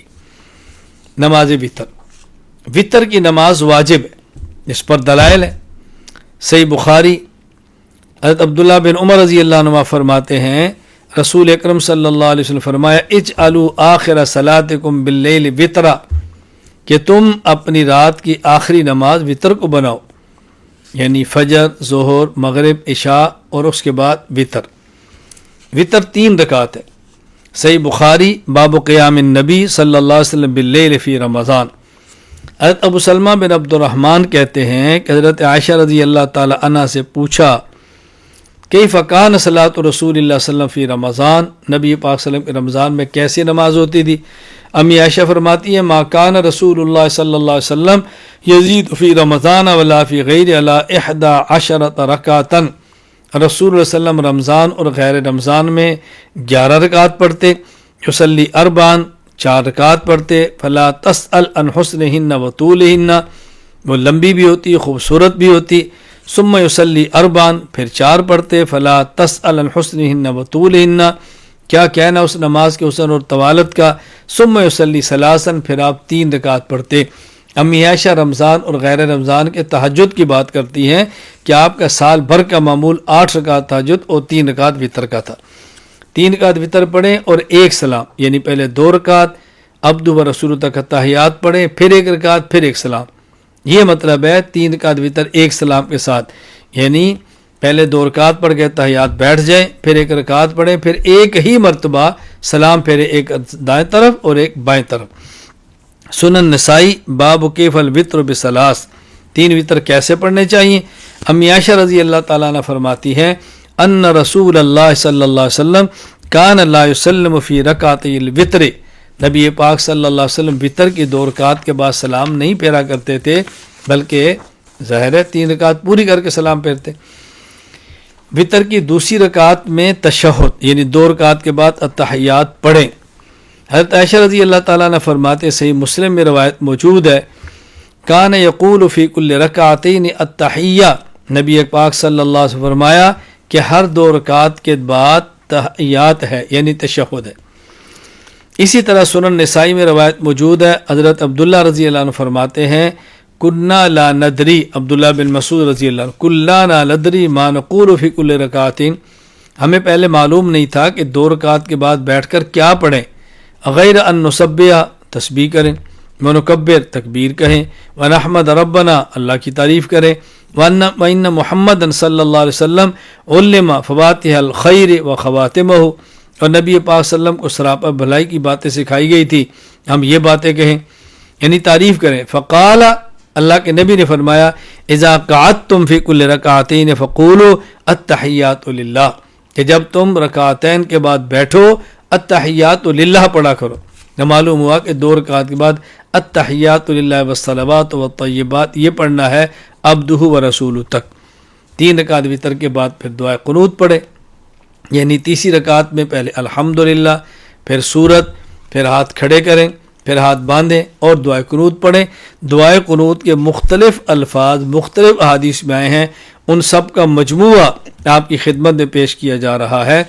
اللہم انا نستعینک ونستغفرک ونؤمن بک ونتوکل علیک ونثنی علیک الخیر ونشکرک ولا نکفرک ونخلع ونترک من یفجرک، اللہم ایاک نعبد ولک نصلی ونسجد والیک نسعی ونحفظ ونرجو رحمتک ونخشی عذابک ان عذابک بالکفار ملحق۔ دعائے قنوت رکوع سے پہلے پڑھنی ہے، پہلے فاتحہ، پھر سورت، اور اس کے بعد ہاتھ اٹھائیں، پھر ہاتھ باندھ لیں اور پھر دعائے قنوت۔ حضرت عاصم بن سلیمان سے روایت موجود ہے، صحیح بخاری باب القنوت قبل الرکوع، اور صحیح مسلم باب استحباب القنوت فی جمیع صلوات۔ حضرت انس بن مالک رضی اللہ تعالی عنہ سے عاصم نے پوچھا قنوت کے بارے میں، فقال قد کان القنوت، بالکل قنوت ثابت ہے۔ میں نے پوچھا قبل رکوع او بعد رکوع، رکوع سے پہلے یا بعد؟ آپ نے فرمایا کہ قبل رکوع، رکوع سے پہلے۔ آپ فرماتے ہیں حضرت عاصم کہ میں نے کہا کہ فلاں شخص مجھے بتاتا ہے ان فلانا اخبرنی انکا انکا قلت بعد الرکوع، کہ آپ نے فرمایا رکوع کے بعد، فرمایا کذب، وہ جھوٹ بولتا ہے۔ انما قنت رسول اللہ صلی اللہ علیہ وسلم بعد الرکوع شہرا، آپ نے رکوع کے بعد تو 1 مہینہ پڑھا، یعنی وہ جو قنوت نازلہ تھی فجر کی نماز میں جو کفار کے حق میں بد دعا آپ نے فرمائی تھی، ورنہ آپ کا معمول جو تھا وہ دعائے قنوت رکوع سے پہلے کا ہے جو وتر میں ہم پڑھتے ہیں۔ دعائے قنوت سے پہلے رفع الیدین کرنا، یعنی ہاتھ اٹھائیں پھر ہاتھ باندھیں پھر دعائے قنوت پڑھیں۔ جز اور رفع الیدین البخاری حدیث نمبر 1062 قیام اللیل المروزی صفحہ 230۔ قال ابو عثمان فرماتے ہیں کان عمر رضی اللہ عنہ یرفع یدیہ فی القنوت، حضرت عمر رضی اللہ تعالیٰ دونوں ہاتھ اٹھاتے قنوت میں۔ عبداللہ بن مسعود رضی اللہ عنہ کے بارے میں ہے انه کان یقرأ فی آخر رکعۃ من الوتر قل هو اللہ احد ثم یرفع یدیہ فیقنت قبل الرکعہ۔ حضرت عبداللہ بن مسعود رضی اللہ تعالیٰ عنہ آپ آخری رکعت میں قل هو اللہ احد پڑھتے، اس کے بعد آپ ہاتھ اٹھاتے اور پھر آپ رکوع سے پہلے دعائے قنوت پڑھتے۔ رمضان مبارک میں اعتکاف کی فضیلت ہے، اعتکاف کا اہتمام کرنا چاہیے، اعتکاف کے بہت زیادہ فضائل آئے ہیں۔ مثلا الموجم الاوسط للطبرانی میں روایت موجود ہے، عبداللہ بن عباس رضی اللہ عنہما فرماتے ہیں رسول اکرم صلی اللہ علیہ وسلم فرمایا من اعتکف یوما ابتغاء وجہ اللہ تعالی جعل اللہ بینہ وبین النار 3 خنادق وکل خندق ابعد مما بین الخافقین۔ اللہ اکبر۔ جو شخص ایک دن کا اعتکاف اللہ کی رضا کے لیے کرے، اللہ اس شخص کے اور جہنم کے درمیان 3 خندق کا فیصلہ فرما دیتے ہیں، اور ایک خندق زمین و آسمان کے درمیان سے زیادہ بڑی ہے۔ اللہ اکبر۔ زمین و آسمان کے درمیان جو فاصلہ ہے اس سے بھی زیادہ ایک خندق ہے۔ یہ تو ایک دن کا اعتکاف ہے، آپ فرمائیں 10 دن کے اعتکاف اللہ تعالیٰ کیا اجر عطا فرمائیں گے۔ سبحان اللہ۔ میری آپ سے گزارش ہے اعتکاف کورس میری کتاب لے لیں، اور وہ آپ کو نیٹ پر بھی مل جائے گی۔ آپ کو چاہیے کہ رمضان مبارک میں اعتکاف کورس اپنے پاس رکھیں، مساجد میں اعتکاف کورس کروائیں، اس سے آپ کا بھی فائدہ ہوگا اور لوگوں کا فائدہ ہوگا۔ اگر کسی جگہ پہ بھی دستیاب نہ ہو تو آپ آن لائن منگوا سکتے ہیں، وگرنہ آپ اس کا پرنٹ نکلوا لیں اور اس کا مطالعہ فرمائیں۔ مرد حضرات اعتکاف کریں مسجد میں، خواتین اعتکاف کریں گھروں میں۔ مردوں نے مسجد میں اعتکاف کرنا ہے۔ رسول اکرم صلی اللہ علیہ وسلم جب بھی اعتکاف فرمایا مسجد میں فرمایا، اور قرآن کریم سورۃ البقرہ آیت نمبر 187 وَلَا تُبَاشِرُوهُنَّ وَأَنْتُمْ عَاكِفُونَ فِي الْمَسَاجِدِ، تم جب مسجد میں معتکف ہو اپنی بیوی کے ساتھ مباشرت نہ کرو۔ اس آیت کے تحت حضرت امام ابو بکر جساس احکام القرآن الجساس میں فرماتے ہیں وَأَمَّا شَرْطُ اللَّبْسِ بِالْمَسْجِدِ فَإِنَّهُ لِلرِّجَالِ خَاصَّةً دُونَ النِّسَاءِ، یہ مسجد میں اعتکاف کی شرط مردوں کے لیے ہے، یہ خواتین کے لیے نہیں ہے۔ اور یاد رکھنا صحیح بخاری میں ایک حدیث موجود ہے، امی عائشہ رضی اللہ تعالیٰ عنہ فرماتی ہیں کہ رسول اکرم صلی اللہ علیہ وسلم نے اعتکاف کا ذکر فرمایا کہ میں مسجد میں اعتکاف کروں گا۔ اللہ اکبر۔ فرماتے ہیں عائشہ کہ میں نے بھی آپ سے اجازت لی، مجھے اجازت مل گئی، میرا خیمہ لگ گیا۔ حضرت حفصہ نے کہا میری اجازت لو، ان کی اجازت دی، ان کا خیمہ بھی لگ گیا۔ از زینب پتہ چلا تو ان کا خیمہ بھی لگ گیا۔ رسول اللہ علیہ وسلم جب باہر تشریف لائے تو آپ نے دیکھا کہ 3 خیمے لگے ہوئے ہیں۔ آپ نے فرمایا ما ھذا، یہ کیا ہے؟ کہا گیا جی بنا و عائشہ و حفصہ و زینب، ازواج مطہرات سے عائشہ، حفصہ اور زینب کے خیمے ہیں۔ فقال رسول اللہ صلی اللہ علیہ وسلم البر اردنا بہذا ما انا بمعتکف فرجع فلما افطر اعتکف 10 من شوال، تو رسول اکرم صلی اللہ علیہ وسلم نے اعتکاف ہی چھوڑ دیا کہ میں اعتکاف نہیں کرتا، اور آپ نے پھر قضا کے طور پر شوال میں آپ نے 10 دن اعتکاف کیا۔ اب اس حدیث کو ذکر کرنے کے بعد شمس الائمہ امام محمد بن احمد سرخسی رحمہ اللہ وفات 483 ہجری المبسوط لسرخسی باب الاعتکاف میں فرماتے ہیں عورت اپنے گھر میں اعتکاف کرے۔ اس حدیث کا ذکر کیا اور پھر ارشاد فرماتے ہیں فَإِذَا كَرِهَ لَهُنَّ الْاعْتِكَافُ، اللہ اکبر۔ بلکہ اس حدیث میں جو لفظ ہے وہ کیا ہے؟ لمن هذه فقیل لعائشہ وحفصہ فغضب، نبی پاک صلی اللہ علیہ وسلم جب دیکھا کہ یہ 2 خیمے لگے ہیں تو آپ نے پوچھا خیمے کن کے ہیں؟ تو کہا گیا جی عائشہ اور حفصہ کے ہیں۔ فغضب، رسول اللہ صلی اللہ علیہ وسلم غصے ہوئے۔ اللہ اکبر۔ نبی پاک صلی اللہ علیہ وسلم غصے ہوئے اور کیا فرمایا؟ البر یریدن بہذا، کون سی نیکی کا تم نے ارادہ کیا؟ مسجد میں اعتکاف کرنے پر، اللہ اکبر، وَأَمَرَ بِقُبَّتِهِ فَنُقِضَتْ فَلَمْ يَعْتَكِفْ فِي الْعَشْرِ فِي ذَلِكَ الْعَشْرِ، آپ نے اپنا خیمہ اکھاڑنے کا حکم دیا، اعتکاف نہیں فرمایا۔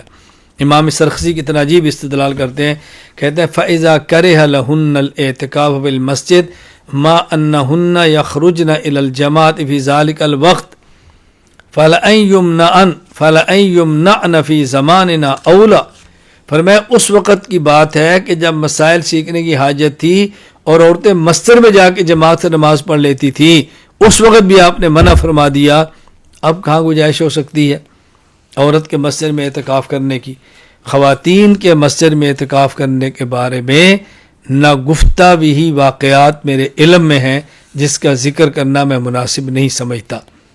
اس لیے خواتین اللہ کے لیے یہ کام نہ کریں، مرد اعتکاف گھر میں کریں اور مرد اعتکاف مسجد میں کریں، خواتین اعتکاف کرنا چاہیں تو گھر میں کریں۔ قضاء عمری کا مسئلہ، آج کل ایک غلط مسئلہ یہ بیان کیا جاتا ہے کہ اگر کسی شخص نے کچھ نمازیں رہ گئی ہیں تو رمضان مبارک کا آخری جمعہ 2 رکعت نماز جماعت کرائیں یا 4 رکعت کرائیں، کہا جی ساری عمر کی نمازیں ادا ہو گئیں۔ استغفر اللہ، حاشا وکلا، عجیب بات ہے، یہاں افراط و تفرید کا شکار ہے۔ ایک گروہ وہ ہے کہ جو یہ بات کہتے ہیں کہ جس شخص کی نمازیں رہ گی وہ توبہ کرے، قضا کی ضرورت ہی نہیں، اور ایک دوسرا گروہ رمضان کے آخری جمعے میں 2 رکعت جماعت کرا لیں، ساری ادا ہو گئی۔ یہ دونوں غلط ہے۔ اگر کسی شخص کی ذمہ 1 نماز ہو یا 1000 نماز ہو اور رہ گئی کسی وجہ سے، سو گیا، بھول گیا، جان بوجھ کے چھوڑی، ان نمازوں کی قضا کرنی پڑے گی۔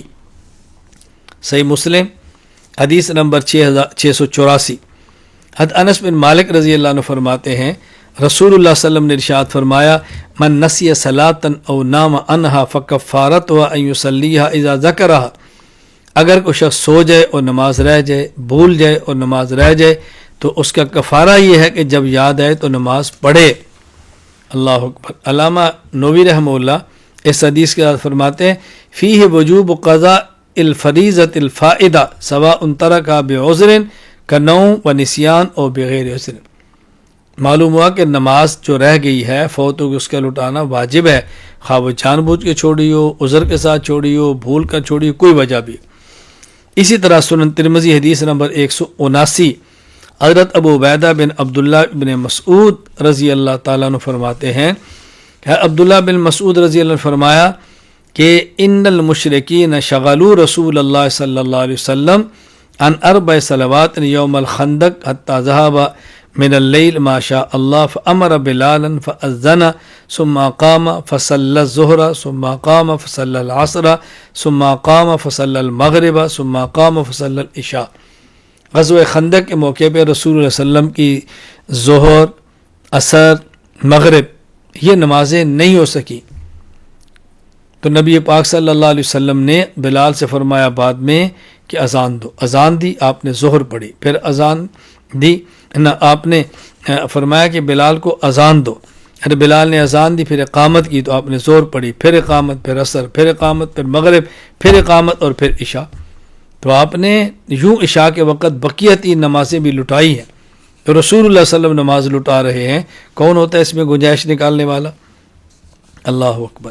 صحیح بخاری باب من نسی صلاۃ فلیصلی اذا ذکر، حضرت ابراہیم النخعی رحمہ اللہ کا قول امام بخاری نے نقل کیا ہے، فرماتے ہیں من ترک صلاۃ واحدۃ 20 سنہ لم یعد الا تلک الصلاۃ الواحدہ، اگر کسی شخص کی ایک نماز رہ گئی اور وہ اس نماز کو 20 سال تک نہیں پڑھ سکا، پھر بھی اس ایک نماز کو اس کو لٹانا پڑے گا۔ اللہ اکبر۔ البحر الرائق میں علامہ ابن نجیم فرماتے ہیں فالاصل فیہ ان کل صلاۃ فاتت عن الوقت بعد ثبوت وجوبها فیہ فانہ یلزم قضاؤها سواء ترکها عمدا او سہوا او بسبب نوم وسواء كانت الفوائت کثیرا او قلیلا، نماز جان بوجھ کر چھوڑے، بھول کر چڑھے، سونے کی وجہ سے چھوٹ جائے، ایک ہو یا زیادہ ہو، یہ سب نمازیں لٹانا انسان کے ذمے ہے۔ جو لوگ بدعتی ہیں اور انہوں نے قضاء عمری ایجاد کی ہے کہ آخری جمعے میں 2 رکعت جماعت کرا لو تو ساری نمازیں ہو گئی، وہ دلیل کے طور پر ایک من گڑت اور جعلی اور موضوع حدیث سناتے ہیں۔ وہ کیا کہتے ہیں جی من قضا صلاۃ من الفرائض فی آخر جمعۃ من رمضان کان ذلک جابرا لکل صلاۃ فاتت فی عمر الی 70 سنہ، کہ جو شخص رمضان کے آخری جمعے میں نماز پڑھ لے تو اس کی 70 سال کی نماز ساری پوری ہو جاتی ہے، حاشا وکلا۔ ملا علی قاری رحمہ اللہ تعالی الاسرار الموضوع فی الاخبار الموضوع میں فرماتے ہیں، حدیث نمبر 953، یہ حدیث نقل کرنے کے بعد فرماتے ہیں باطل قطعا، یہ یقیناً باطل ہے، لأنه مناقض الاجماع، یہ اجماع کے بھی خلاف ہے، الا ان شیء من العبادات لا يقوم مقام فائتۃ صلوات، یہ کیسے ہو سکتا ہے کہ ایک نماز کئی سالوں کی نمازوں کی جگہ پر ہو جائے؟ خیر یہ جعلی ہے، من گھڑت ہے، اس کا حدیث سے کوئی تعلق نہیں، غلط فہمی سے بچیں۔ صدقۃ الفطر کے فضائل احادیث میں رسول اکرم صلی اللہ علیہ وسلم نے بہت بیان فرمائے۔ سنن ابی داؤد حدیث نمبر 1621، عبداللہ بن ثعلبہ رضی اللہ عنہ فرماتے ہیں رسول اللہ صلی اللہ علیہ وسلم فرمایا صاع من بر او قمح علی کل اثنین صغیر او کبیر حر او عبد ذکر او انثی، اللہ اکبر، اما غنیکم فیزکیہ اللہ و اما فقیرکم فیرد اللہ علیہ اکثر مما آتاہ۔ فرمایا گندم کا ایک سا، ایک ہے بر اور ایک ہے قمح، یعنی وہ گندم جو سٹے سے نکل آئے الگ دانوں سے برن کہتے ہیں، اور جو سٹے کے اندر اسے قمح کہتے ہیں، یعنی گندم کا ایک سا دو آدمیوں پر، یعنی ایک آدمی آدھا سا، دوسرا آدمی آدھا سا گندم۔ یہ اللہ کے نبی نے فرمایا کہ دیکھو جو شخص بھی دیتا ہے اگر وہ غنی ہے اللہ اس کو پاک کر دیتے ہیں، اگر فقیر بھی دے دیتا ہے تو اللہ اس سے زیادہ اس کو لٹا دیا کرتے ہیں، سبحان اللہ۔ سن ابن ماجہ حدیث نمبر 1817، ابن عباس رضی اللہ عنہ فرماتے ہیں فرض رسول اللہ صلی اللہ علیہ وسلم زکوٰۃ الفطر طہرۃ للصائم من اللغو والرفث وتہمۃ للمساکین فمن اداها قبل الصلاۃ فہی زکوٰۃ مقبولہ ومن اداها بعد الصلاۃ فہی صدقۃ من الصدقات۔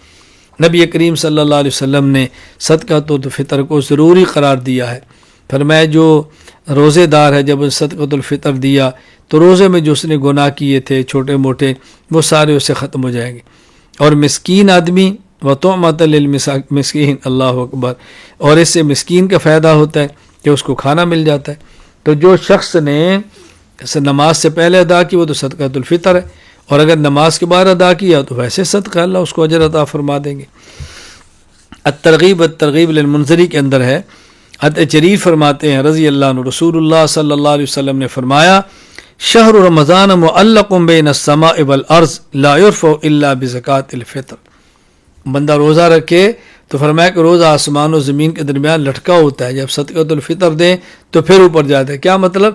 یعنی مکمل قبولیت اس وقت ہوتی ہے جب صدقۃ الفطر بھی ادا کر دیا جائے، سبحان اللہ۔ سنن الدار قطنی میں ہے، عبداللہ بن عمر رضی اللہ عنہ فرماتے ہیں فرض رسول اللہ صلی اللہ علیہ وسلم زکوٰۃ الفطر وقال اغنوہم فی ھذا الیوم، اللہ کے نبی نے صدقۃ الفطر کو ضروری قرار دیا اور آپ نے فرمایا کہ آج کے دن صدقۃ الفطر دے کے غریبوں کو مالدار کر دو۔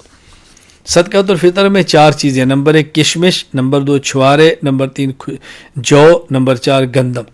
یہ بات یاد رکھ لیں، کشمش، چھوارے، کھجور اور جو، ان کا ایک سا یعنی تقریباً 3 کلو آپ نے دینا ہے، اور گندم کا تقریباً 1.25 کلو فی آدمی، یہ صدقۃ الفطر ہے۔ چاہے تو گندم دیں، چاہے تو جو دیں، چاہے تو کھجور دیں، ہاں، اور چاہے تو اس کی قیمت دیں، جو چاہے دیں، لیکن یہ ذہن میں رکھیں کہ صدقۃ الفطر آدمی کو اپنی حیثیت کے مطابق دینا چاہیے۔ جو مالدار ہے وہ زیادہ قیمت والا دے، جس کے پاس کم مال ہے وہ اس سے کم قیمت والا دے، جس کے پاس اس سے کم ہے وہ اس سے کم قیمت والا دے، اپنی حیثیت کا خیال رکھنا چاہیے۔ رمضان مبارک گزرا ہے اور صدقۃ الفطر آپ نے دینا شروع کیا۔ چاند رات کی فضیلت احادیث میں بہت آئی ہے۔ چاند رات یعنی رمضان کی گزر گیا، اب صبح عید آنے والی ہے، عید کی رات، اس کو لیلۃ الجائزہ، انعام کی رات کہتے ہیں۔ شعبہ الایمان البیہقی میں ہے، عبداللہ بن عباس رضی اللہ عنہ فرماتے ہیں رسول اللہ صلی اللہ علیہ وسلم فرمایا فَإِذَا كَانَتْ لَيْلَةُ الْفِطْرِ سُمِّيَتْ تِلْكَ اللَّيْلَةُ لَيْلَةَ الْجَائِزَةِ، یہ جو رمضان گزر گیا اور عید الفطر کی رات آ گئی ہے، اس رات کو انعام کی رات کہتے ہیں۔ اللہ اکبر۔ سنن ابن ماجہ میں حدیث نمبر 1772 ابو امامہ باہلی رضی اللہ عنہ فرماتے ہیں رسول اکرم صلی اللہ علیہ وسلم نے ارشاد فرمایا من قام لیلۃ العیدین محتسبا للہ لم یمت قلبہ یوم تموت القلوب، جو شخص اللہ کے لیے اس رات کو جاگتا ہے ثواب اور یقین کی نیت سے، جس دن سب کے دل مر جائیں گے اس کے دل کو اللہ زندہ رکھیں گے۔ مصنف عبد الرزاق حدیث نمبر 7927 حضرت عبداللہ بن عمر رضی اللہ عنہ فرماتے ہیں خمس لیال لا ترد فیہن الدعاء، 5 راتیں ایسی ہیں اللہ تعالیٰ ان راتوں میں مانگے جانے والی دعا کو واپس نہیں فرماتے۔ لیلۃ الجمعہ، جمعرات، شب جمعہ، واول لیلۃ من رجب کی پہلی رات، ولیلۃ النصف من شعبان کی 15ویں رات، ولیلۃ العیدین، عید الفطر عید الاضحیٰ کی رات۔ اللہ اکبر۔ خیر، اس رات کو جو کام کرنے والے ہیں وہ یہ، اس کو اچھی طرح ذہن نشین فرما لیں۔ نمبر 1 نوافل پڑھیں، نمبر 2 قرآن مجید کی تلاوت کریں، نمبر 3 صدقہ دیں، نمبر 4 دعاؤں کا اہتمام کریں، نمبر 5 ذکر اللہ کریں، نمبر 6 اپنے گناہوں کی معافی مانگیں، نمبر 7 امت مسلمہ کی بھلائی اور عافیت کی دعا کریں، نمبر 8 رشتہ داروں سے نیک سلوک کریں، نمبر 9 اگر کسی کی حق تلفی ہو گئی اس سے معافی مانگے، نمبر 10 کسی نے ظلم اور زیادتی کی ہو اللہ کے لیے ایسے شخص کو معاف کر دیں، اور کوئی عبادت نہ کر سکیں تو کم از کم یہ ضرور کر لیں عشاء کی نماز باجماعت پڑھیں، بغیر گناہ کے سو جائیں، صبح تہجد پڑھیں، فجر کی نماز جماعت سے پڑھیں، اللہ تعالیٰ پوری رات کو عبادت کے اندر لکھ لیں گے انشاءاللہ۔ عید کی نماز کیسے پڑھنی ہے؟ سب سے پہلے ہاتھ کھڑے کریں، یوں کانوں کے برابر اٹھائیں، اور پھر اپنے ہاتھ کو ناف کے نیچے باندھیں، دایاں ہاتھ اوپر بایاں ہاتھ نیچے، انگوٹھی اور چھوٹی انگلی سے پکڑیں، 3 انگلیاں یہاں رکھیں، ہتھیلی کو ہتھیلی پر رکھیں یوں، اور ناف کے نیچے ہاتھ باندھیں، ناف کے نیچے یوں، ناف کے نیچے ہاتھ باندھ کے کھڑے ہو جائیں۔ پھر امام ثنا پڑھے، مقتدی بھی ثنا پڑھے، امام پھر اعوذ باللہ پڑھے، پھر بسم اللہ پڑھے، اس کے بعد ہاتھ اٹھائے اللہ اکبر کانوں کے برابر، ہاتھ چھوڑ دے، پھر اس کے بعد اللہ اکبر ہاتھ چھوڑ دے، پھر تیسری بار اللہ اکبر کہہ کے ہاتھ کو ناف کے نیچے باندھ رہے، پھر سورت، اور اس کے بعد یعنی سورۃ الفاتحہ، پھر سورت، پھر حسب سابق 1 رکعت پڑھے، پھر دوسری رکعت میں کھڑا ہو بسم اللہ الرحمن الرحیم پڑھے، سورۃ الفاتحہ پڑھے، پھر سورت پڑھے، اور اس کے بعد پھر اللہ اکبر ہاتھ کو چھوڑ دے، پھر اللہ اکبر پھر ہاتھ کو چھوڑ دے، پھر تیسری بار اللہ اکبر پھر ہاتھ کو چھوڑ دے، اور اس کے بعد پھر رکوع کی تکبیر کہہ کر رکوع کے اندر چلا جائے۔ یہ طریقہ ہے عیدین کا۔ سنن ابی داؤد حدیث نمبر 1115 مکحول فرماتے ہیں ابو عائشہ جو حضرت ابو ہریرہ رضی اللہ تعالیٰ عنہ کی مجلس میں بیٹھتے، اللہ اکبر، انہوں نے فرمایا کہ سعید بن عاص نے ابو موسیٰ اشعری رضی اللہ تعالیٰ عنہ سے پوچھا، اور حذیفہ بن یمان سے پوچھا کیا کہ رسول اللہ صلی اللہ علیہ وسلم عید الاضحیٰ عید الفطر کی نماز کیسے پڑھتے تھے؟ کیف کان رسول اللہ صلی اللہ علیہ وسلم یکبر فی الاضحیٰ والفطر، یعنی تکبیرات کیسے کہتے، کتنی تکبیرات کہتے؟ فقال ابو موسیٰ کان یکبر 4 تکبیرۃ علی الجنائز، وہ 4 تکبیرات کہتے۔ دیکھو، پہلے اللہ اکبر کہہ کے ہاتھ باندھ لیے، پھر 1 تکبیر، پھر 1 تکبیر، پھر 1 تکبیر، 4 ہو گئی، یوں فرماتے ہیں 4 پڑھتے۔ فقال ابو موسیٰ کذالک کنت اکبر فی البصرہ حیث کنت علیہم، حضرت ابو موسیٰ کہتے ہیں میں بصرے کا گورنر تھا تو میں اسی طرح عید پڑھایا کرتا، اسی طرح عید کی نماز۔ وقال ابو عائشہ وانا حاضر سعید بن العاص، ابو عائشہ فرماتے ہیں کہ جب سعید بن عاص نے موسیٰ اشعری سے پوچھا، حذیفہ بن یمان سے پوچھا، تو میں ان کے پاس موجود تھا۔ بہرحال یہی طریقہ ہے جو میں نے آپ کی خدمت میں عرض کیا۔ مصنف عبد الرزاق حدیث نمبر 7927 حضرت عبداللہ بن عمر رضی اللہ عنہما، یہ میں پہلے بتا چکا ہوں۔ تکبیرات عیدین میں آپ نے ہاتھ کو اٹھانا ہے، رفع الیدین، ہاتھ اٹھانا ہے۔ سنن طحاوی میں ہے باب رفع الیدین عند رؤیت البیت، حضرت ابراہیم نخعی فرماتے ہیں ترفع الایدی فی 7 مواطن، 7 مقامات پر رفع الیدین کرنا ہے۔ نمبر 1 فی افتتاح الصلاۃ، نماز کے شروع میں۔ نمبر 2 فی التکبیرۃ للقنوت فی الوتر، وطر کے وقت، وطر میں دعائے قنوت کے وقت۔ نمبر 3 فی العیدین، عید الاضحیٰ، عید الفطر۔ نمبر 4 وعند استلام الحجر، حجر اسود کو یوں سلام کرنا۔ نمبر 5 وعلی الصفا والمروہ، صفا اور مروہ، وبجمع وعرفات، مزدلفہ میں اور عرفات میں، وعند المقامین عند الجمرتین، اور دو جمروں کے بعد جب ٹھہرتے ہیں تب بھی دونوں ہاتھ اٹھانا۔ مرقات المفاتیح میں ملا علی قاری فرماتے ہیں واتفقوا علی رفع الیدین فی التکبیرات، فقہاء کرام کا تکبیرات عیدین میں ہاتھ کو اٹھانا، رفع الیدین کرنا، یہ متفق مسئلہ ہے۔ خواتین عیدگاہ نہ جائیں، خواتین عیدگاہ نہ جائیں، مرد عیدگاہوں میں جائیں اور جا کر عید پڑھیں، خواتین گھر میں رہ کر مردوں کے کھانے کی تیاری کریں، اللہ ان کو بھی اجر عطا فرمائے گا۔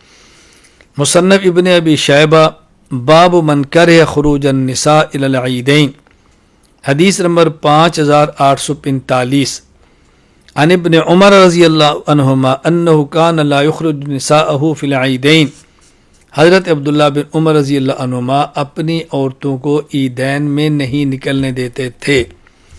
مصنف ابن ابی شیبہ، اسی طرح ہشام بن عروہ عن ابی، یعنی حضرت عروہ بن زبیر بن عوام کے بارے میں فرماتے ہیں کہ عروہ بن زبیر انہ کان لا یدعو امرأۃ من اہلہ تخرج الی فطر ولا اضحیٰ، وہ اپنے گھر والوں کو عید الفطر، عید الاضحیٰ میں شرکت کی اجازت نہیں دیتے تھے۔ اسی طرح مصنف ابن ابی شیبہ میں ہے عبد الرحمن بن قاسم قال کان القاسم، قاسم بن محمد بن ابو بکر اشد شیء علی العواتق لا یدعوہن یخرجن فی الفطر والاضحیٰ، وہ عورتوں کو عید الفطر، عید الاضحیٰ میں نہیں جانے دیتے تھے۔ اسی طرح مصنف ابن ابی شیبہ میں ہے عن ابراہیم قال یکرہ خروج النساء فی العیدین، ابراہیم نخعی فرماتے عورتوں کا عید الفطر، عید الاضحیٰ کے لیے باہر جانا مکروہ ہے۔ رمضان مبارک گزرا، عید کی نماز ہو گئی، اب رمضان کے بعد شوال، 2 شوال سے اب روزے ہیں، شوال کے 6 روزے، چاہیں تو 2-3 شوال مسلسل اکٹھے رکھ لیں، چاہیں تو وقفے سے 1 مہینے میں رکھ لیں، جس طرح بھی رکھ سکتے ہیں، مرد بھی اور عورتیں بھی۔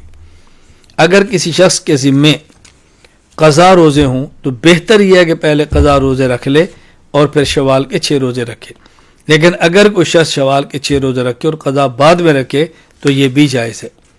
شوال کے 6 روزے رکھنا احادیث سے ثابت ہے۔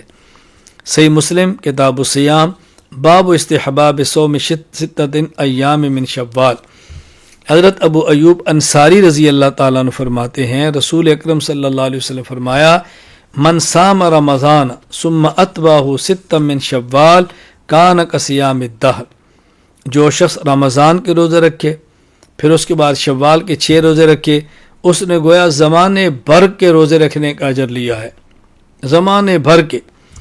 دوسری حدیث مسند احمد حدیث نمبر 14302، حضرت ابو ایوب انصاری رضی اللہ عنہ فرماتے ہیں میں نے سنا رسول اللہ صلی اللہ علیہ وسلم کو ارشاد فرماتے ہوئے، آپ نے فرمایا من صام رمضان و6 من شوال فکأنما صام السنۃ کلھا، جس شخص نے رمضان کے روزے رکھے پھر شوال کے 6 روزے رکھے تو گویا اس شخص نے پورے سال روزے رکھے ہیں۔ اللہ اکبر، کیا مطلب پورے سال روزہ رکھنے کے؟ یعنی رمضان کا 1 مہینہ اور شوال کے 6 دن۔ قرآن کریم کے اندر من جاء بالحسنۃ فلہ عشر امثالھا، اللہ نیک عمل پر، ایک نیک عمل پر 10 کا اجر دیتے ہیں، تو جب 6 رکھیں گے اور 6 پر 10 کا اجر ملے گا تو یہ 60 بنیں گے۔ 1 ماہ رمضان کا ہو گیا اور آگے 2 یہ ہو گئے، تو کل کتنے ہو گئے؟ مکمل سال کے اللہ اجر عطا فرمائے گا۔ رمضان کے مہینے کا بھی اللہ نے اجر دے دیا، اور شوال کے رکھنے کی وجہ سے اللہ نے 2 سال کا اجر، 2 ماہ کا یہ اجر مل گیا، اور رمضان کا 10 گنا اجر ملا تو پورے سال کا اجر مل گیا۔ تو گویا پورے سال کا اجر اور ہر سال کے اجر سے زمانے بھر روزہ رکھنے کا اللہ تعالیٰ اجر عطا فرمائیں گے۔ اللہ تعالیٰ مجھے بھی اور آپ کو بھی عمل کرنے کی توفیق عطا فرمائے۔